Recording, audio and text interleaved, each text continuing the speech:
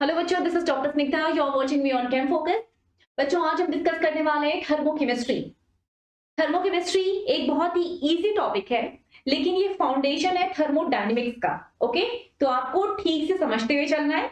इस चैप्टर में कुछ डेफिनेशंस है, आप डेफिनेशन को समझ लेना, ठीक है। उससे आपको न्यूमेरिकल सॉल्व करने में बहुत ही इजी रहेगा। फाइन, चलिए स्टार्ट करते हैं। सबसे पहले हमारा पहला टॉपिक है exothermic and endothermic reactions. Exothermic, let's start with exothermic. क्या होती है बच्चों एक्सोथर्मिक रिएक्शन? एक्सो का मतलब क्या है? बाहर आना, है ना। थर्म इज हीट, मतलब हीट एनर्जी बाहर आ रही है। तो वो सभी रिएक्शंस जो एमिट करती है हीट एनर्जी को, जिनमें हीट एनर्जी बाहर आती है, उसे आप बोलते हो exothermic reaction. Okay, exothermic reaction. आप जानते हो बच्चों law of conservation of energy. आपको पता है ना, जितनी एनर्जी से आप शुरू करते हो एक रिएक्शन को, रिएक्शन के खत्म होने पे आपको उतनी ही एनर्जी मिलती है, राइट। तो सपोज ये आपका रिएक्टेंट है और ये आपका प्रोडक्ट है, और मैं कह रही हूं कि ये रिएक्शन है एक्सोथर्मिक रिएक्शन। इसका मतलब क्या? प्रोडक्ट के साथ थोड़ी हीट भी लिबरेट होगी, है ना। अब क्या है, हम जानते हैं law of conservation of energy हमें यही कहता है कि जितनी एनर्जी से हमने शुरू करी है, मतलब ये जो रिएक्टेंट की एनर्जी है, that will be equal to energy of product plus evolved heat, है ना। तो law of conservation of energy लगा देंगे और हम ये कह सकते हैं दोनों साइड की एनर्जी आपस में बराबर है। अब मैं आपको एक टर्म बता दूं, enthalpy. Enthalpy is heat content of a system, ठीक है। अभी आप इस टर्म को नोट कर लेना, बहुत इलेबोरेट वे में डिस्कस करेंगे हम एंथैल्पी को इन थर्मोडायनेमिक्स टॉपिक, ठीक है। तो अभी तो आप नोट कर लीजिए, एंथैल्पी क्या होता है? किसी भी सिस्टम की heat content. Okay, heat content of a system. Fine, इसे आप रिप्रेजेंट करते हो कैपिटल एच से। रिप्रेजेंटेड कैसे? कैपिटल एच से आप इसको रिप्रेजेंट करोगे। ओके, अब हम कह सकते हैं ना, एंथैल्पी ऑफ रिएक्टेंट, यहां से आपने स्टार्ट किया था। Enthalpy of reactant is equal to enthalpy of product plus extra heat evolved. आखिर जो रिएक्टेंट की एनर्जी है वो ही कन्वर्ट हो रही है प्रोडक्ट में और इवॉल्व्ड हीट में, है ना। नई एनर्जी तो कोई रास्ते में क्रिएट नहीं होगी, ना ही एनर्जी कभी क्रिएट होती है, ना ही एनर्जी डिस्ट्रॉय होती है। ओके, ठीक है। तो आप ये बताओ, हीट ऑफ रिएक्टेंट ज्यादा है या हीट ऑफ प्रोडक्ट ज्यादा है? ऑब्वियसली हीट ऑफ रिएक्टेंट या एंथैल्पी ऑफ रिएक्टेंट ज्यादा है when compare to enthalpy of product. Enthalpy of reactant is more than enthalpy of product, और इन दोनों के बीच में डिफरेंस कितने का है? इस इवॉल्व्ड हीट का डिफरेंस है, राइट। ठीक है, आपको कभी भी कोई बोले चेंज इन एंथैल्पी बताओ, enthalpy change during a reaction, during a reaction, that will be equal to delta H. और डेल्टा जब भी आप बताते हो बच्चों, आपको पता है फाइनल माइनस इनिशियल करते हो, है ना। इसका मतलब है H final minus H initial. और एक केमिकल रिएक्शन की फाइनल पॉइंट कौन सी होती है? प्रोडक्ट। एक केमिकल रिएक्शन का स्टार्ट पॉइंट, इनिशियल पॉइंट क्या होता है? रिएक्टेंट, है ना। तो H, H P minus H R. Okay, अब अभी आपने सीखा है एच आर जो है वो ज्यादा है when compare to H P.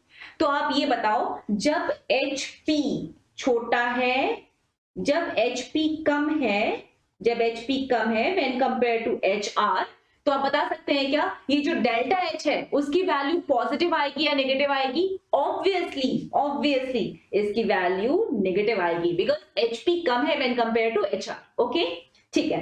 तो डेल्टा एच हमें क्या मिल गया है? नेगेटिव मिल गया है। किस केस में? एक्सोथर्मिक रिएक्शन में। इस बात को हम नहीं भूलेंगे। ओके, ठीक है। Now coming to endothermic reaction. बिल्कुल, फिर भी मैं लिख देती हूं, एक बार भूलना नहीं। एक्सोथर्मिक रिएक्शन में delta H is equal to negative, ठीक। चलो, अब आ जाते हैं एंडोथर्मिक में। एंडोथर्मिक, एंडो का मतलब क्या बच्चा है? अंदर जा रहा है ना, अंदर जा रहा है। एंडोथर्मिक अंदर जा रहा है, कौन अंदर जा रहा है? Therm, heat energy. Okay,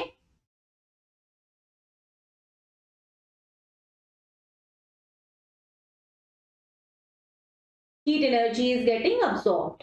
Heat energy is absorbed. Fine, ठीक. अब यहां पर भी वही बात होगी, law of conservation of energy तो यहां पर भी एप्लीकेबल है. ठीक है, तो एक रिएक्टेंट है वो किस में कन्वर्ट हो गया? प्रोडक्ट में कन्वर्ट हो गया. लेकिन हमने क्या किया? हमने रिएक्टेंट को हीट एनर्जी सप्लाई करी. इस रिएक्शन में हीट एनर्जी अब्सॉर्ब हो रहा है. ओके, तो हमने रिएक्टेंट को दिया हीट प्लस हीट, और ये मिलकर क्या बनाया? फाइनली तो आपको प्रोडक्ट मिलना ही है ना. ओके, अब देखो, पता है जहां से आपने शुरू किया है रिएक्शन को, that is reactant plus extra amount of heat. ये जो आपने रिएक्शन को स्टार्ट किया है, sum total of energy initially will be equal to sum total of final energy, right. तो हम कह सकते हैं enthalpy of reactant plus extra amount of heat will be equal to enthalpy of product. सही बात है, law of conservation of energy. ठीक, बताना डेल्टा एच कैसे लिखोगे? H P minus H R लिखोगे, फाइनल माइनस इनिशियल. और एक फाइनल पॉइंट एक रिएक्शन का क्या होता है? प्रोडक्ट होता है. इनिशियल पॉइंट एक रिएक्टेंट का क्या होता है? एक रिएक्शन का रिएक्टेंट होता है ना. H P minus H R, इस केस में बता सकते हो क्या ज्यादा कौन है? ऑब्वियसली दिख रहा है एच पी ज्यादा है ना. तो H P is more then H R. अब क्या होगा? ये वैल्यू कैसे हो जाएगी? पॉजिटिव हो जाएगी.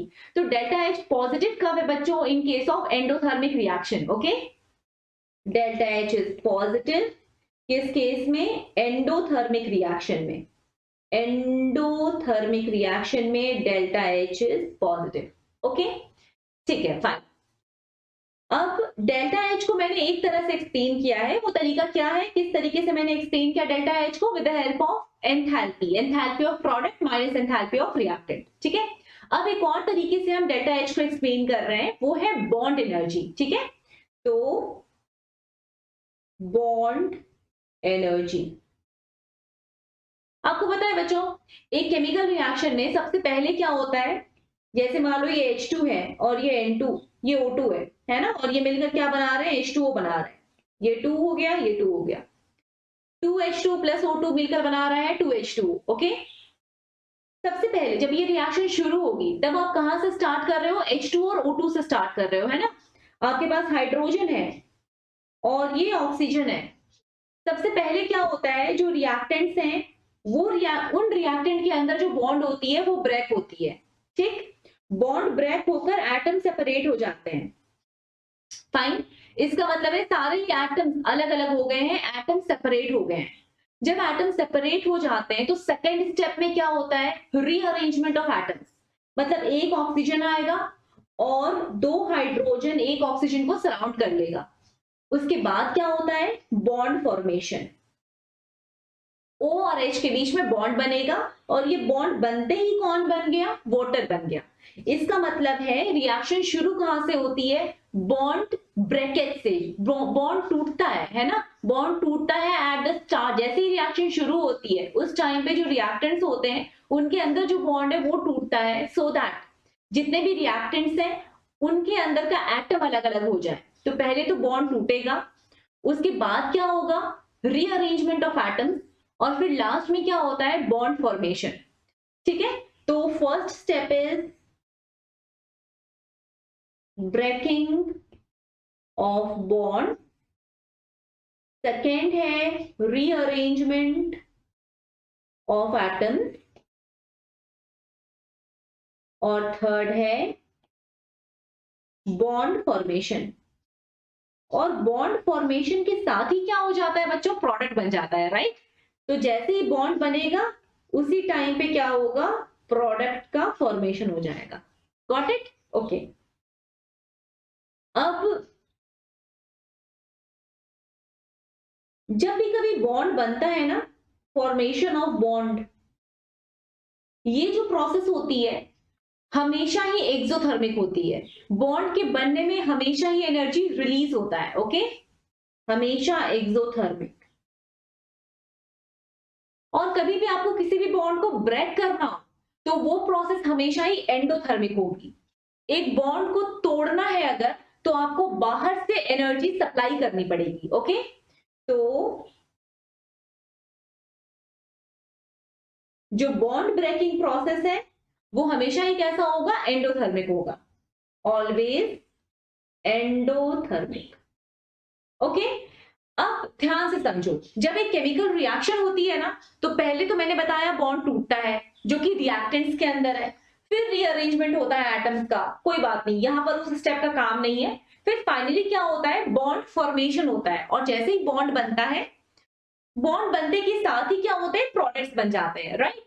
तो ये वाला जो स्टेप है, फॉर्मेशन ऑफ बॉन्ड, ये कहां पर इन्वॉल्व होगा आपको पता है, ये प्रोडक्ट के बनते वक्त इन्वॉल्व होगा। और जो ब्रेकिंग ऑफ बॉन्ड है वो किसके साथ एसोसिएटेड है, रिएक्टेंट के साथ एसोसिएटेड है। समझ गए हो? ओके, इस पॉइंट को अगेन आप थोड़ा अच्छे से समझो। ये है मेरा प्रोडक्ट और ये बना रहा है रिएक्टेंट, ये केमिकल रिएक्शन चल रही है, ठीक है। अब अगर मैं आपसे ये बोलूं कि एक रिएक्शन नेट एक्सोथर्मिक है, ठीक है, एक रिएक्शन नेट रिएक्शन एक्सोथर्मिक है। देखो ये तो समझ गए हो ना कि कोई सा भी रिएक्शन हो उसमें exothermic as well as endothermic दोनों ही स्टेप इन्वॉल्व हो सकता है। तो एक रिएक्शन आपको नेट एक्सोथर्मिक दिख रही है, इसका मतलब क्या हुआ कि उस रिएक्शन में जो एक्सोथर्मिक स्टेप है वो ज्यादा डोमिनेंट है when compare to endothermic step. Okay, net exothermic reaction, जो नेट रिएक्शन दिख रही होती है ना, अल्टीमेटली आप उसे ही एक पर्टिकुलर रिएक्शन का नाम देते हो। तो जब भी आप कहते हो कि ये रिएक्शन एक्सोथर्मिक है, इसका मतलब है कि नेट फाइनली वो रिएक्शन एक्सोथर्मिक है, ठीक है, इंडिविजुअल स्टेप्स की बात नहीं कर रहे। जब हम बोलते हैं कि एक रिएक्शन एंडोथर्मिक है, इसका मतलब फाइनली लास्ट में वो रिएक्शन कैसा दिख रहा है, एंडोथर्मिक दिख रहा है। ओके, ठीक है, तो एक नेट रिएक्शन हमें एक्सोथर्मिक मिल रही है, इसका मतलब क्या है, इसका मतलब है उस रिएक्शन में जो एक्सोथर्मिक स्टेप है वो ज्यादा डोमिनेंट है when compare to endothermic step. Clear?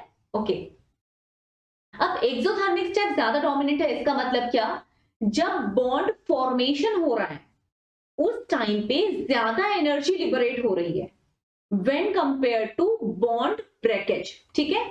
तो जब बॉन्ड फॉर्मेशन हो रहा है, बॉन्ड फॉर्मेशन हो रहा है, उस टाइम पे जो एनर्जी इन्वॉल्व है वो अधिक है ना। आपको पता है ना, बॉन्ड फॉर्मेशन के वक्त एनर्जी रिलीज होती है, और जब हमें बॉन्ड तोड़ना होता है उस टाइम पे क्या होती है, एनर्जी अब्सॉर्ब होती है ना। तो अगर एक रिएक्शन नेट एक्सो दिख रहा है, इसका मतलब है उसमें exothermic step is more dominant, it means energy released during bond formation is more than energy required to break the bond. Energy required to break bond, ठीक है। अच्छा, एंड जो बॉन्ड फॉर्मेशन है वो कहां पर होता है बच्चों, वो प्रोडक्ट के साथ एसोसिएटेड है ना। जैसे ही बॉन्ड बनता है प्रोडक्ट बन जाता है, तो हम बोलेंगे बॉन्ड एनर्जी किसकी साइड की, प्रोडक्ट की साइड की। आप bond formation energy associated with bond formation बोलो या फिर बॉन्ड एनर्जी ऑफ प्रोडक्ट बोलो, एक ही बात है, क्योंकि बॉन्ड बन रहा है इसका मतलब अल्टीमेटली किसकी बात हो रही है, प्रोडक्ट की बात हो रही है। जैसे ही बॉन्ड बनता है प्रोडक्ट बन जाता है, ठीक है। Okay, energy required to break the bond, इसमें कौन एसोसिएटेड होगा, bond energy of reactant. Clear? Okay fine. तो बॉन्ड एनर्जी ऑफ प्रोडक्ट है और ये बॉन्ड एनर्जी ऑफ रिएक्टेंट है। इन दोनों में से ज्यादा कौन है एक्सोथर्मिक रिएक्शन में, इन दोनों में से बॉन्ड एनर्जी ऑफ प्रोडक्ट ज्यादा है in case of exothermic reaction, तभी आपको रिएक्शन एक्सोथर्मिक दिख रही है ना। ओके, अब क्या आपको पता है एक्सोथर्मिक रिएक्शन जो होती है, अभी हम किसकी बात कर रहे हैं, एक्सोथर्मिक रिएक्शन की बात कर रहे हैं। बताइए, जो एक्सोथर्मिक रिएक्शन होती है उसमें डेल्टा एच की वैल्यू कैसी आती है, नेगेटिव आती है, राइट। तो delta H is negative in case of exothermic reaction. अब मैं इसी एक्सोथर्मिक रिएक्शन की जो डेल्टा एच है उसको एक्सप्रेस करने का एक और तरीका बताऊंगी। एक तरीका तो मैंने आपको बता दिया था कैसे, HP माइनस HR करके। अब एक और तरीका सीखेंगे हम डेल्टा एच को एक्सप्रेस करने का in terms of bond energy. Okay, तो बॉन्ड एनर्जी, आप बताओ, अगर आप चाहते हो डेल्टा एच की वैल्यू नेगेटिव आए तो आपको क्या करना पड़ेगा? Bond energy of reactant minus product करोगे या प्रोडक्ट माइनस रिएक्टेंट करोगे? मैंने आपको बताया बॉन्ड एनर्जी ऑफ प्रोडक्ट ज्यादा है तभी रिएक्शन आपको एक्सोथर्मिक दिख रही है। इसका मतलब है कि अगर आप डेल्टा एच निगेटिव चाहते हैं तो उसके लिए bond energy of reactant minus bond energy of product कीजिए, डेल्टा एच की वैल्यू नेगेटिव आ जाएगी। ओके, ठीक है। तो ये हम एक पॉइंट समझ गए हैं, first point regarding exothermic reaction. तो डेल्टा एच को एक्सप्रेस करने का एक तरीका Hp माइनस HR और एक और तरीका bond energy of reactant minus bond energy of product. Okay, ठीक है। Now coming to endothermic reaction. Endothermic reaction, endothermic reaction का क्या मतलब? नेट रिएक्शन कैसी है? एंडोथर्मिक है, ठीक है। अब ऑब्वियस बात है कि इसमें भी एक्सोथर्मिक और एंडोथर्मिक दोनों ही स्टेप इन्वॉल्व होगा। तो कभी भी अगर एक रिएक्शन चल रही है तो उसमें तो एक्सो एंडो दोनों ही इन्वॉल्व होते हैं, लेकिन नेट फाइनली वो कैसा अपीयर हो रहा है वो मैटर करता है, ठीक है। तो एंडोथर्मिक रिएक्शन है, इसका मतलब क्या है कि इसमें एंडोथर्मिक स्टेप जो है वो ज्यादा डोमिनेंट है when compare to exothermic step. Endothermic step कौन सी होती है? बॉन्ड बॉन्ड ब्रेकिंग वाली जो स्टेप होती है वो एंडोथर्मिक होती है। एक्सो कौन सी होती है? बॉन्ड फॉर्मेशन वाली, है ना, ये बॉन्ड फॉर्मेशन वाली होती है exo. Okay, cool. Now bond breaking ये कहां पर हो रहा होता है बच्चा? ये हमेशा होता है रिएक्टेंट्स में। बॉन्ड फॉर्मेशन कहां पर? जैसे ही बॉन्ड बनता है क्या होता है? प्रोडक्ट बन जाता है, ठीक है। तो हम बॉन्ड एनर्जी ऑफ प्रोडक्ट और बॉन्ड एनर्जी ऑफ रिएक्टेंट को इस तरह से कंपेयर कर सकते हैं in case of endothermic reaction. Okay, ठीक है। अब एंडोथर्मिक रिएक्शन में आपको याद है क्या? डेल्टा एच की वैल्यू किस तरह से आप क्या एक्सप्रेस किए थे? पॉजिटिव या नेगेटिव? डेल्टा एच की वैल्यू आई थी positive in case of endothermic reaction, है ना। ओके, तो एंडोथर्मिक रिएक्शन में डेल्टा एच वाज पॉजिटिव, यहां भी पॉजिटिव, अल्टीमेटली आपको पॉजिटिव ही लाना है चाहे आप किसी भी तरह से एक्सप्रेस क्यों ना करो। तो हम क्या करेंगे इस बार? क्या माइनस क्या करोगे? पॉजिटिव आ जाए so that bond energy of reactant minus bond energy of product. Okay, bond energy of reactant minus bond energy of product. Fine, okay. इसका मतलब है डेल्टा एच निकालने का दो फॉर्मूला अभी आप सीख चुके हो, एक है Hp माइनस HR और एक है bond energy of reactant minus bond energy of product. Fine, okay.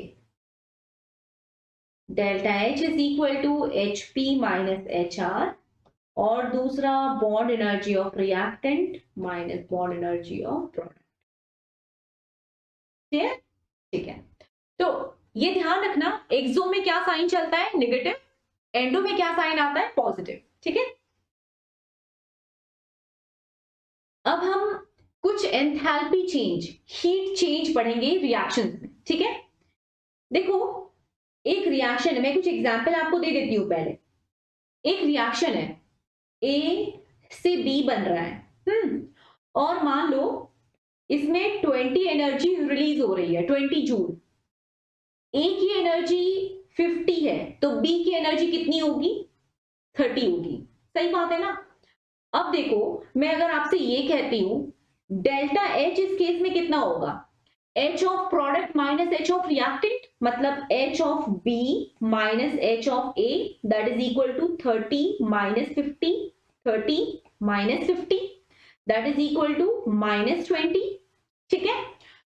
चलो, तो अब जैसे ही मैं आपको बोल देती हूँ delta H is equal to -20, तो इसका क्या मतलब आता है? -20 देखते ही आप ये इंटरप्रेट कर देते हो कि अच्छा माइनस साइन है मतलब एक्सो है, मतलब हीट एनर्जी रिलीज हुई है।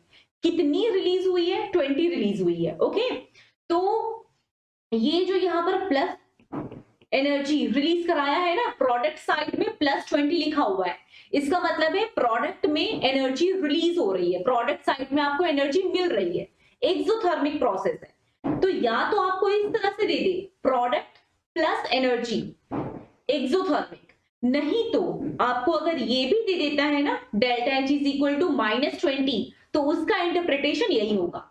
ठीक है, क्या इंटरप्रिटेशन होगा कि ये रिएक्शन एक्सोथर्मिक है। एक्सो का मतलब है हीट एनर्जी इवॉल्व हो रही है। कितनी इवॉल्व हो रही है? 20 इवॉल्व हो रही है। ओके, ठीक है। तो इस रिएक्शन में डेल्टा एच तो लिखना आप सीख गए हो। आप चाहो तो ये भी लिख सकते हो, या तो आप ये लिखो, ये वाली बात लिखिए, प्रोडक्ट प्लस 20, करेक्ट है ये।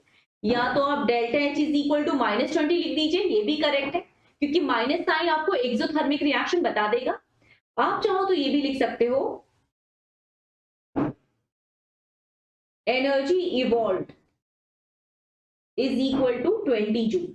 एनर्जी इवॉल्व 20 जूल है, इसका मतलब क्या है कि इस रिएक्शन में 20 जूल एनर्जी इवॉल्व हो रही है, बाहर निकल रही है। ठीक है, ये सारे जो टर्म्स हैं ये एक एक्सोथर्मिक रिएक्शन को ही बता रहे हैं। तो एक तरीका लिखने का ये वाला, एक तरीका है ये इस तरह से लिखो, और एक तरीका है ये लिखो। ठीक है, सारे तरीके सेम बात को ही रिप्रेजेंट करते हैं, किसको? एक्सोथर्मिक रिएक्शन को। ओके, चलो अब हम कुछ एंथैल्पी चेंज सीख लेते हैं। यहां पर एंथैल्पी चेंज कितना आएगा बच्चों? -20 आया ना, -20। और -20 जब एंथैल्पी चेंज आ रहा है तो आप ये भी बोल सकते हो heat energy evolved during the reaction is 20 joule. Okay, तो delta H change in enthalpy -20 होने का मतलब चेंज इन एंथैल्पी इज -20। इसका मतलब क्या होगा? implies heat evolved during reaction is 20 joule. Clear? ठीक है।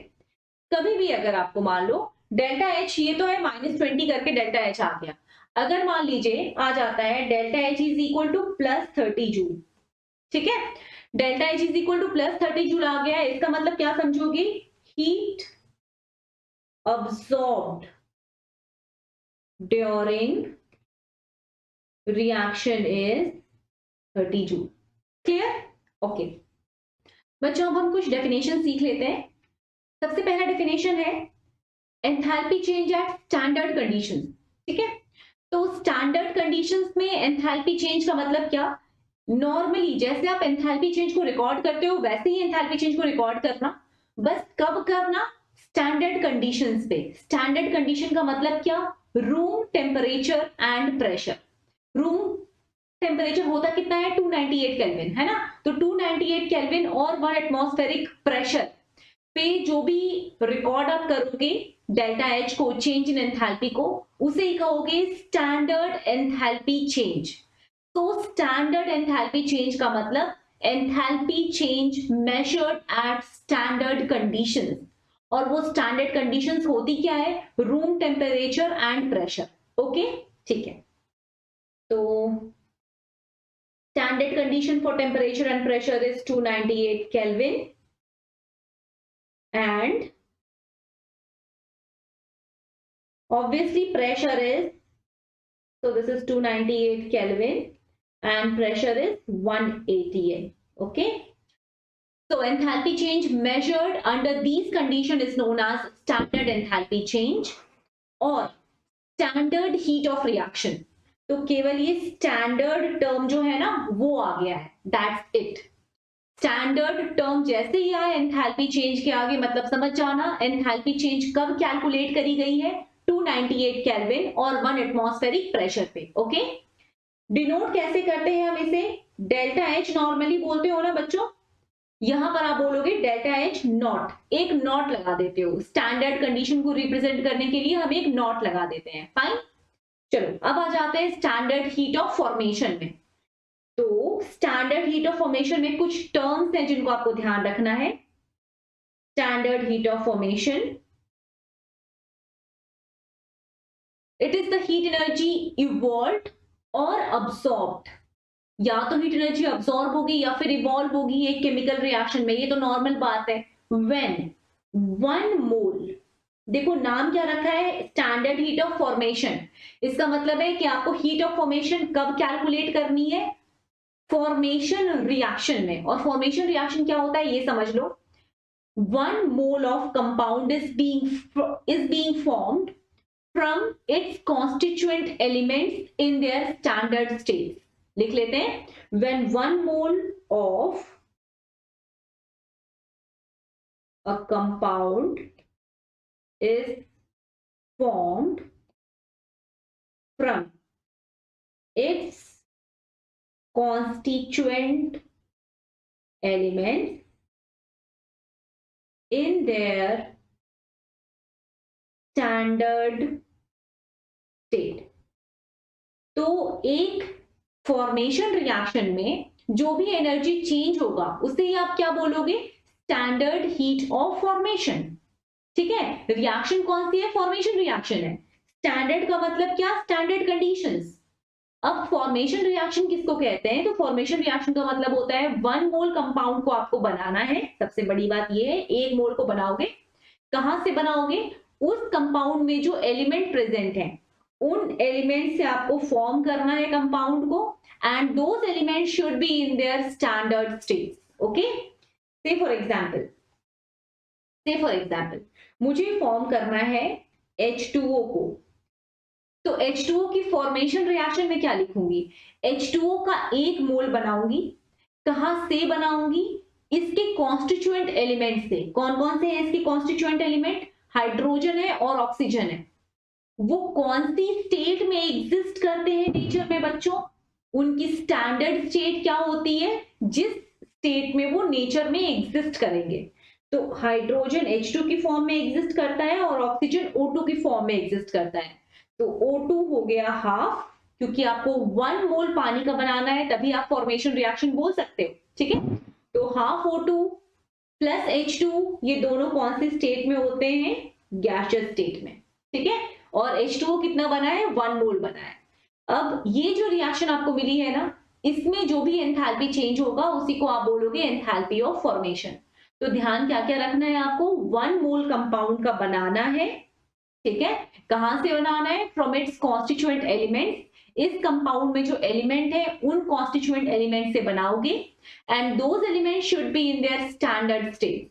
अब स्टैंडर्ड स्टेट की डेफिनेशन मैं आपको लिखवा देती हूँ।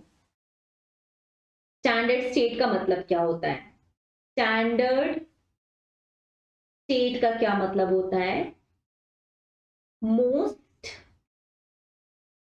स्टेबल स्टेट इन नेचर, इसे हम फ्री स्टेट भी कहते हैं। Most stable state in nature, naturally एक सब्सटेंस कौन सी स्टेट में ऑकर करेगा। ठीक है, जैसे कि हाइड्रोजन कौन सी स्टेट में एग्जिस्ट करता है नेचर में, गैसियस स्टेट में। ये नेचर में गैसियस स्टेट में इसलिए एग्जिस्ट करता है क्योंकि हाइड्रोजन की most stable state H2 gaseous state है। ठीक है, तो कभी भी कोई सब्सटेंस जिस स्टेट में एग्जिस्ट कर रहा होता है वो ही सेम स्टेट उसकी मोस्ट स्टेबल स्टेट होती है। अगर वो उसकी मोस्ट स्टेबल स्टेट नहीं होती ना, तो फिर वो स्टेट में एग्जिस्ट ही नहीं कर रहा होता। ठीक है, तो H2 गैसियस, ऑक्सीजन कौन सी स्टेट में एग्जिस्ट करता है बच्चा, O2 गैसियस स्टेट में एग्जिस्ट करता है। ठीक है, ये सारे एलिमेंट्स हैं। और कौन, N2 भी गैसियस में एग्जिस्ट करता है। ब्रोमीन के बारे में जानते हो, वो कौन सी स्टेट में एग्जिस्ट करता है, Br2 लिक्विड स्टेट में एग्जिस्ट करता है एट रूम टेम्परेचर। ठीक है, तो Br2 के लिए लिक्विड स्टेट ही उसकी फ्री स्टेट है, उसकी स्टैंडर्ड स्टेट है, मोस्ट स्टेबल स्टेट है। I2 कौन सी स्टेट में एग्जिस्ट करता है, in solid state.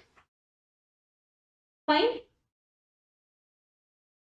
Carbon graphite की फॉर्म में, कार्बन की बहुत सारे इलेक्ट्रोप्स हैं, डायमंड है, ग्रेफाइट है, कोल है। ठीक है, लेकिन जो मोस्ट स्टेबल स्टेट है कार्बन का वो है कार्बन ग्रेफाइट।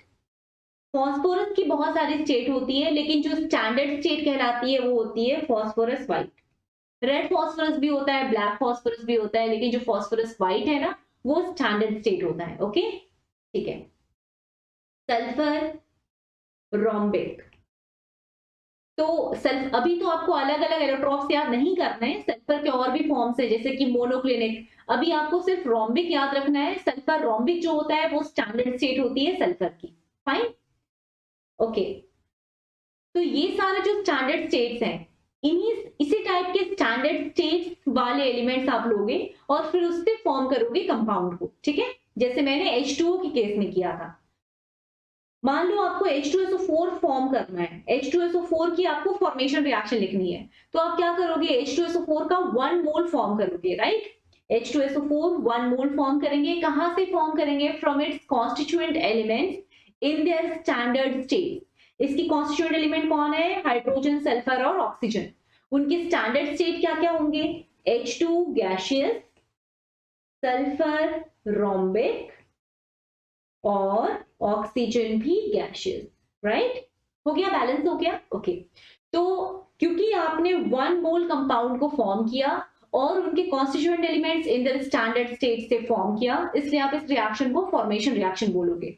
और इस फॉर्मेशन रिएक्शन की जो डेल्टा H है बच्चा, वो कितनी आएगी, obviously H of product minus H of reactant, है ना। और प्रोडक्ट है कौन, H of H2SO4, H of H2SO4 minus H of H2 minus H of sulfur rhombic minus H of O2 का ट्वाइस मैं लिख कर बताऊंगी, ठीक है।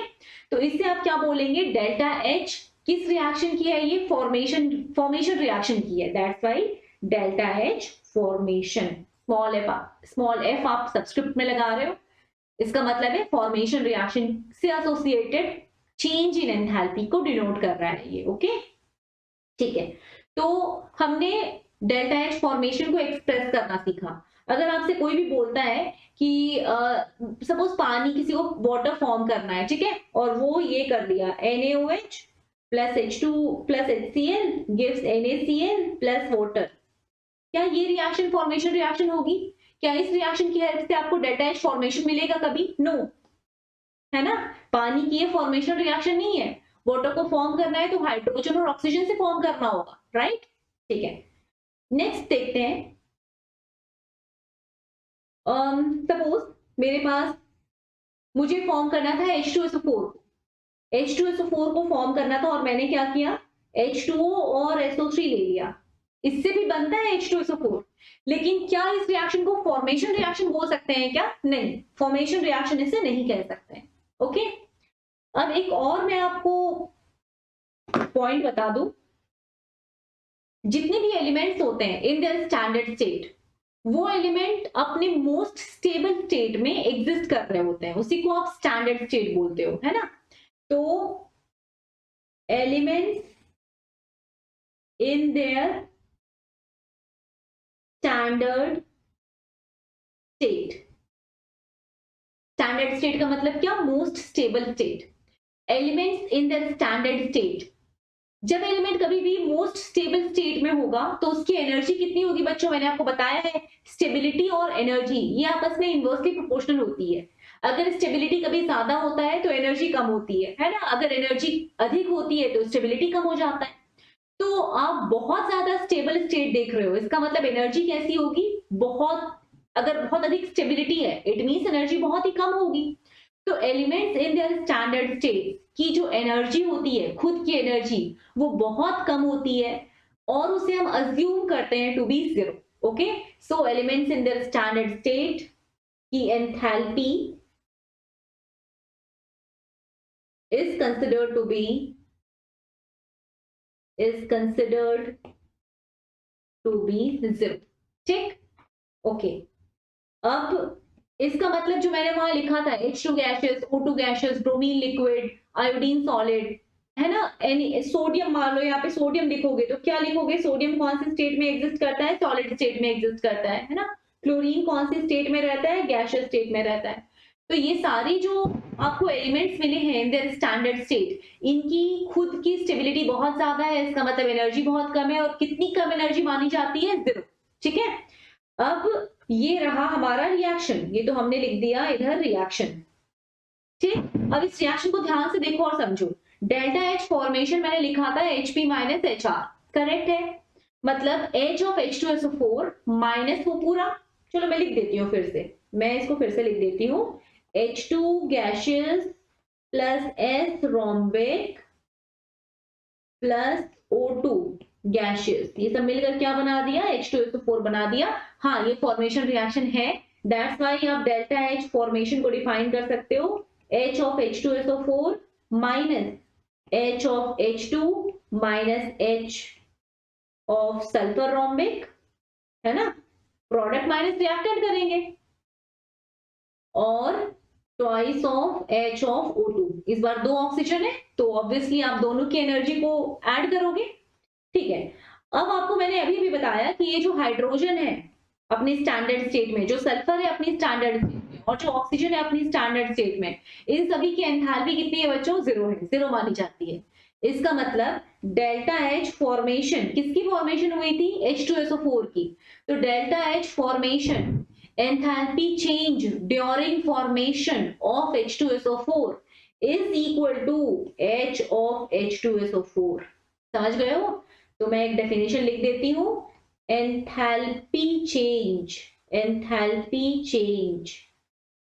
during formation of a compound is equal to enthalpy of the compound itself, है ना? तो बहुत ही इंटरेस्टिंग सी बात हो गई है। एक कंपाउंड जिसको आप फॉर्म कर रहे हो उसकी आप डेल्टा H फॉर्मेशन निकाल रहे हो, अल्टीमेटली उसकी डेल्टा H फॉर्मेशन उतनी ही आ रही है जितनी उसकी खुद की एंथैल्पी है। क्योंकि ऑब्वियस बात है, फॉर्मेशन का मतलब ही क्या होता है बच्चों? फॉर्मेशन का मतलब होता है कि आपको स्टैंडर्ड स्टेट वाले एलिमेंट से फॉर्म करना है और स्टैंडर्ड स्टेट में एलिमेंट की एंथैल्पी हमेशा ही 0 मानी जाती है। तो जब जब आप फॉर्मेशन रिएक्शन लिखोगे तब तब हमेशा ही माइनस में 0 होता जाएगा, है ना? जैसे हमने वाटर के लिए भी लिखा था, तो H ऑफ H2O जितनी भी आएगी, H ऑफ H2O -0 कर दोगे तो ultimately that will be equal to delta H formation of H2O, है ना? ठीक है, उस एग्जाम्पल को भी लिख लो। लेकिन ये जो बात मैंने लिखी है ये बहुत ही बड़ी बात लिख दी है बच्चों, बहुत ही बड़ी बात है, ध्यान रखना इसको। ठीक, ओके। तो नेक्स्ट पॉइंट हमारा है, एक एग्जांपल मैं लिख ही देती हूँ enthalpy of formation of H2O के लिए। H ऑफ H2O लिखना चाहते हो अगर तो क्या करोगे? H2O यहाँ पे बना फॉर्म करना है, कहां से? H2 गैस से फॉर्म करेंगे और हाफ O2 गैस से फॉर्म करेंगे। क्लियर? ठीक है, delta H formation of H2O will be equal to delta H formation of H2O will be equal to H of H2O minus H of H2 और half H of O2। Enthalpy of oxygen जितना भी है उसका half, क्योंकि half ही हम लिए हैं reactant side में। ठीक है, तो हाफ की एनर्जी मानेंगे। अब आपको पता है ना, ये स्टैंडर्ड स्टेट में है, ये स्टैंडर्ड स्टेट में है, तो इन दोनों की इंडिविजुअल एंथैल्पी कितनी होगी? 0। दैट्स व्हाई ये भी 0, ये भी 0। HH2O -0 that will be equal to HH2O। हम कह सकते हैं delta H formation H2O is equal to H of H2O।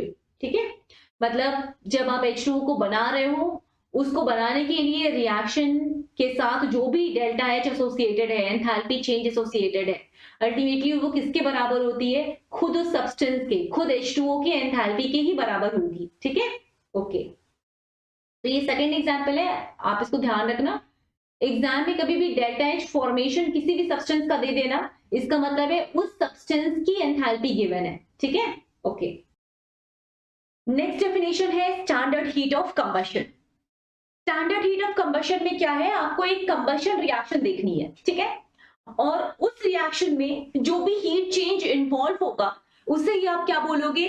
Standard heat of combustion. Fine. अब कंबशन रिएक्शन का मतलब समझते हो?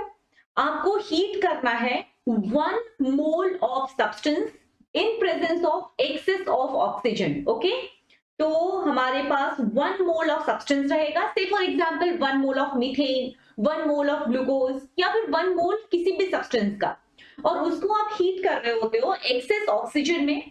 फिर क्या होता है? जो आपका सब्सटेंस है ना वो ऑक्सीडाइज हो जाता है, रिएक्शन कंप्लीट हो जाती है।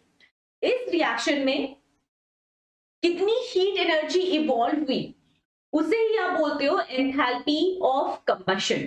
ओके, तो ध्यान क्या रखेंगे? 1 मोल ऑफ सब्सटेंस ध्यान रखना है। Standard heat of combustion is heat evolved when 1 mole of any substance is completely burned in excess of oxygen. Okay, ठीक है। एग्जाम्पल क्या लिख सकते हो आप? यहाँ पे CH4 है, इसको ऑक्सीजन के प्रेजेंस में बर्न कर दिया, एक्सेस ऑफ ऑक्सीजन की प्रेजेंस में बर्न किया है, क्या बनेगा, CO2 बनेगा और क्या बनेगा, H2O बनेगा, राइट। ठीक है, अब ये ध्यान रखना कि ये जो सब्सटेंस है ना गिवन, वो सब्सटेंस हमेशा 1 मोल होना चाहिए। तो आपको सिर्फ मोस्ट इंपॉर्टेंटली यही ध्यान रखना है दैट एंथैल्पी ऑफ कंबशन को डिफाइन करने में 1 mole of substance should be considered. Okay, तो ये 1 मोल है, पक्का हो गया ये। तो अब यहाँ पे रिएक्शन को आप बैलेंस कर लोगे, तो रिएक्शन को 2 और 2, ये रिएक्शन बैलेंस हो गई। ठीक, डेल्टा H कंबशन क्या डिफाइन करोगे, H of product minus H of reactant as usual, ये तो सिंपल सी बात है, H of product minus H of reactant. H of product क्या होगा, H of CO2 plus H of H2O minus H of CH4 plus H of O2।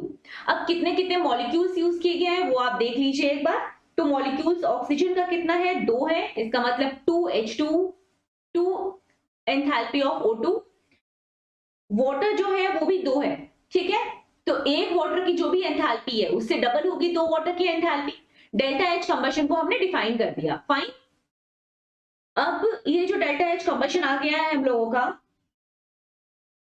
इसे आप indirectly ये भी कह सकते हो कि इतनी हीट एनर्जी इवॉल्व हो रही है कंबशन रिएक्शन में, ठीक है। जैसे मान लो A की कंबशन हुई और B बना, और उसके साथ एनर्जी लिबरेट हो रही है 10 जूल, तो आप बोलोगे कि हाँ एंथैल्पी चेंज कितना है, enthalpy change is -10, right, because energy is being released.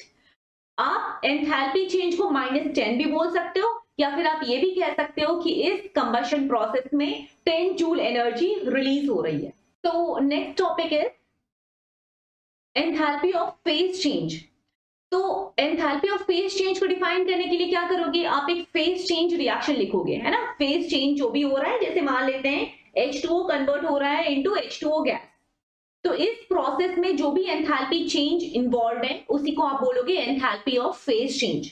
एक बात यहाँ पर ध्यान रखना बच्चों, हमेशा ही जो फेज चेंज होता है ना वो एक पर्टिकुलर प्रेशर और टेम्परेचर कंडीशन पे होता है, तो उसी पर्टिकुलर प्रेशर और टेम्परेचर कंडीशन पे हम कैलकुलेट करेंगे enthalpy of phase change. Got it, okay. तो definition, amount of energy required to change the phase of 1 mole of substance under particular condition of phase change। तो 1 mole substance है, उसकी आप phase change की study कर रहे हो। से फॉर एग्जाम्पल ये है H2O लिक्विड, ये कन्वर्ट हो रहा है H2O गैस में। ये कब होता है पता है आपको, 1 एटमॉस्फेरिक प्रेशर और 100 डिग्री सेल्सियस पे। तो हम 1 एटमॉस्फेरिक प्रेशर पे गए, 100 डिग्री सेल्सियस पे गए, और वहां जाकर हम H2O लिक्विड को H2O गैस में कन्वर्ट कर रहे हैं, ठीक है। अब H2O लिक्विड H2O गैस में जब कन्वर्ट होगा, तो आपको पता है ना, हमेशा ही जो फेज चेंज का पॉइंट होता है, लिक्विड गैस में बदल रहा है मतलब बॉइलिंग पॉइंट हो रही है, तो ये जो बॉइलिंग पॉइंट होता है, इस टेम्परेचर पे लिक्विड और गैस दोनों ही फेज कोएग्जिस्ट करते हैं, ठीक है। लिक्विड गैस में कन्वर्ट हो रहा होता है, गैस लिक्विड में कन्वर्ट हो रहा होता है एट बॉइलिंग पॉइंट, फाइन। तो ये हो रहा है बॉइलिंग, लिक्विड गैस में कन्वर्ट हो रहा है। इस प्रोसेस में जो भी हीट एनर्जी चेंज इन्वॉल्व है उसे आप बोलोगे हीट ऑफ फेज चेंज, क्योंकि बेसिकली यहां हो क्या रहा है, फेज चेंज हो रहा है, ठीक है। तो H2O लिक्विड H2O गैस में बदल गया। अब मान लो इसमें आपने एनर्जी सप्लाई करी है, पता है ना एनर्जी सप्लाई करनी पड़ेगी। लेट सपोज आपने एनर्जी सप्लाई करी है X, ठीक है, कलर चेंज कर देती हूँ। लेट सपोज आपने एनर्जी सप्लाई करी है X, तो लिक्विड को आपने X एनर्जी सप्लाई करी, तब जाकर वो गैस बन गया। तो यहां पर आप डेल्टा H कितना डिफाइन करोगे बच्चा, डेल्टा H आपने अगर X एनर्जी सप्लाई करी है, it means delta H will be equal to +X, ठीक है। कैसे आया ये प्लस साइन, क्यों दे रहे हो, क्योंकि ये एंडोथर्मिक प्रोसेस है, फॉरवर्ड जो है वो एंडोथर्मिक है, लिक्विड गैस में बदल रहा है, ठीक है, ओके। अब X का मतलब क्या, X अमाउंट ऑफ एनर्जी आपने सप्लाई करी है, ओके, ठीक है, X जूल, क्लियर, ठीक।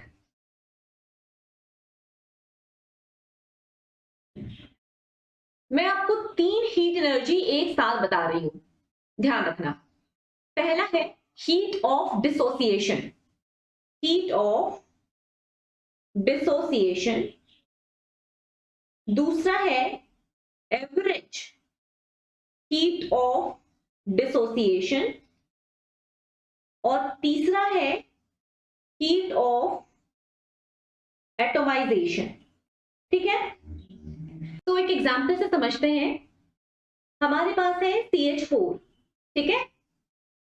CH4 के एक मोल बॉन्ड को ब्रेक करने के लिए आपने 8 जूल एनर्जी सप्लाई करी है,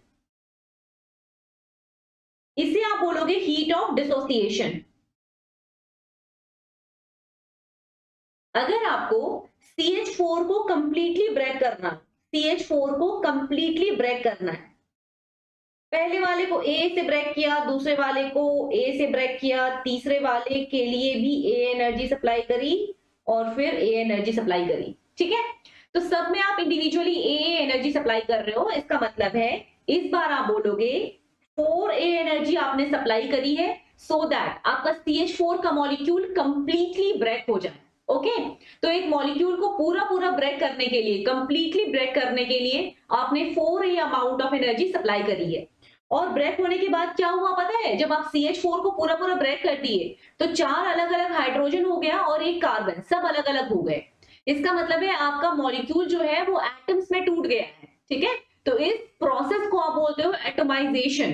एटम्स बन गए आउट ऑफ अ मॉलिक्यूल, या फिर इस केस में जो भी एनर्जी, हीट एनर्जी एसोसिएटेड होगी उसे आप बोलोगे heat of atomisation.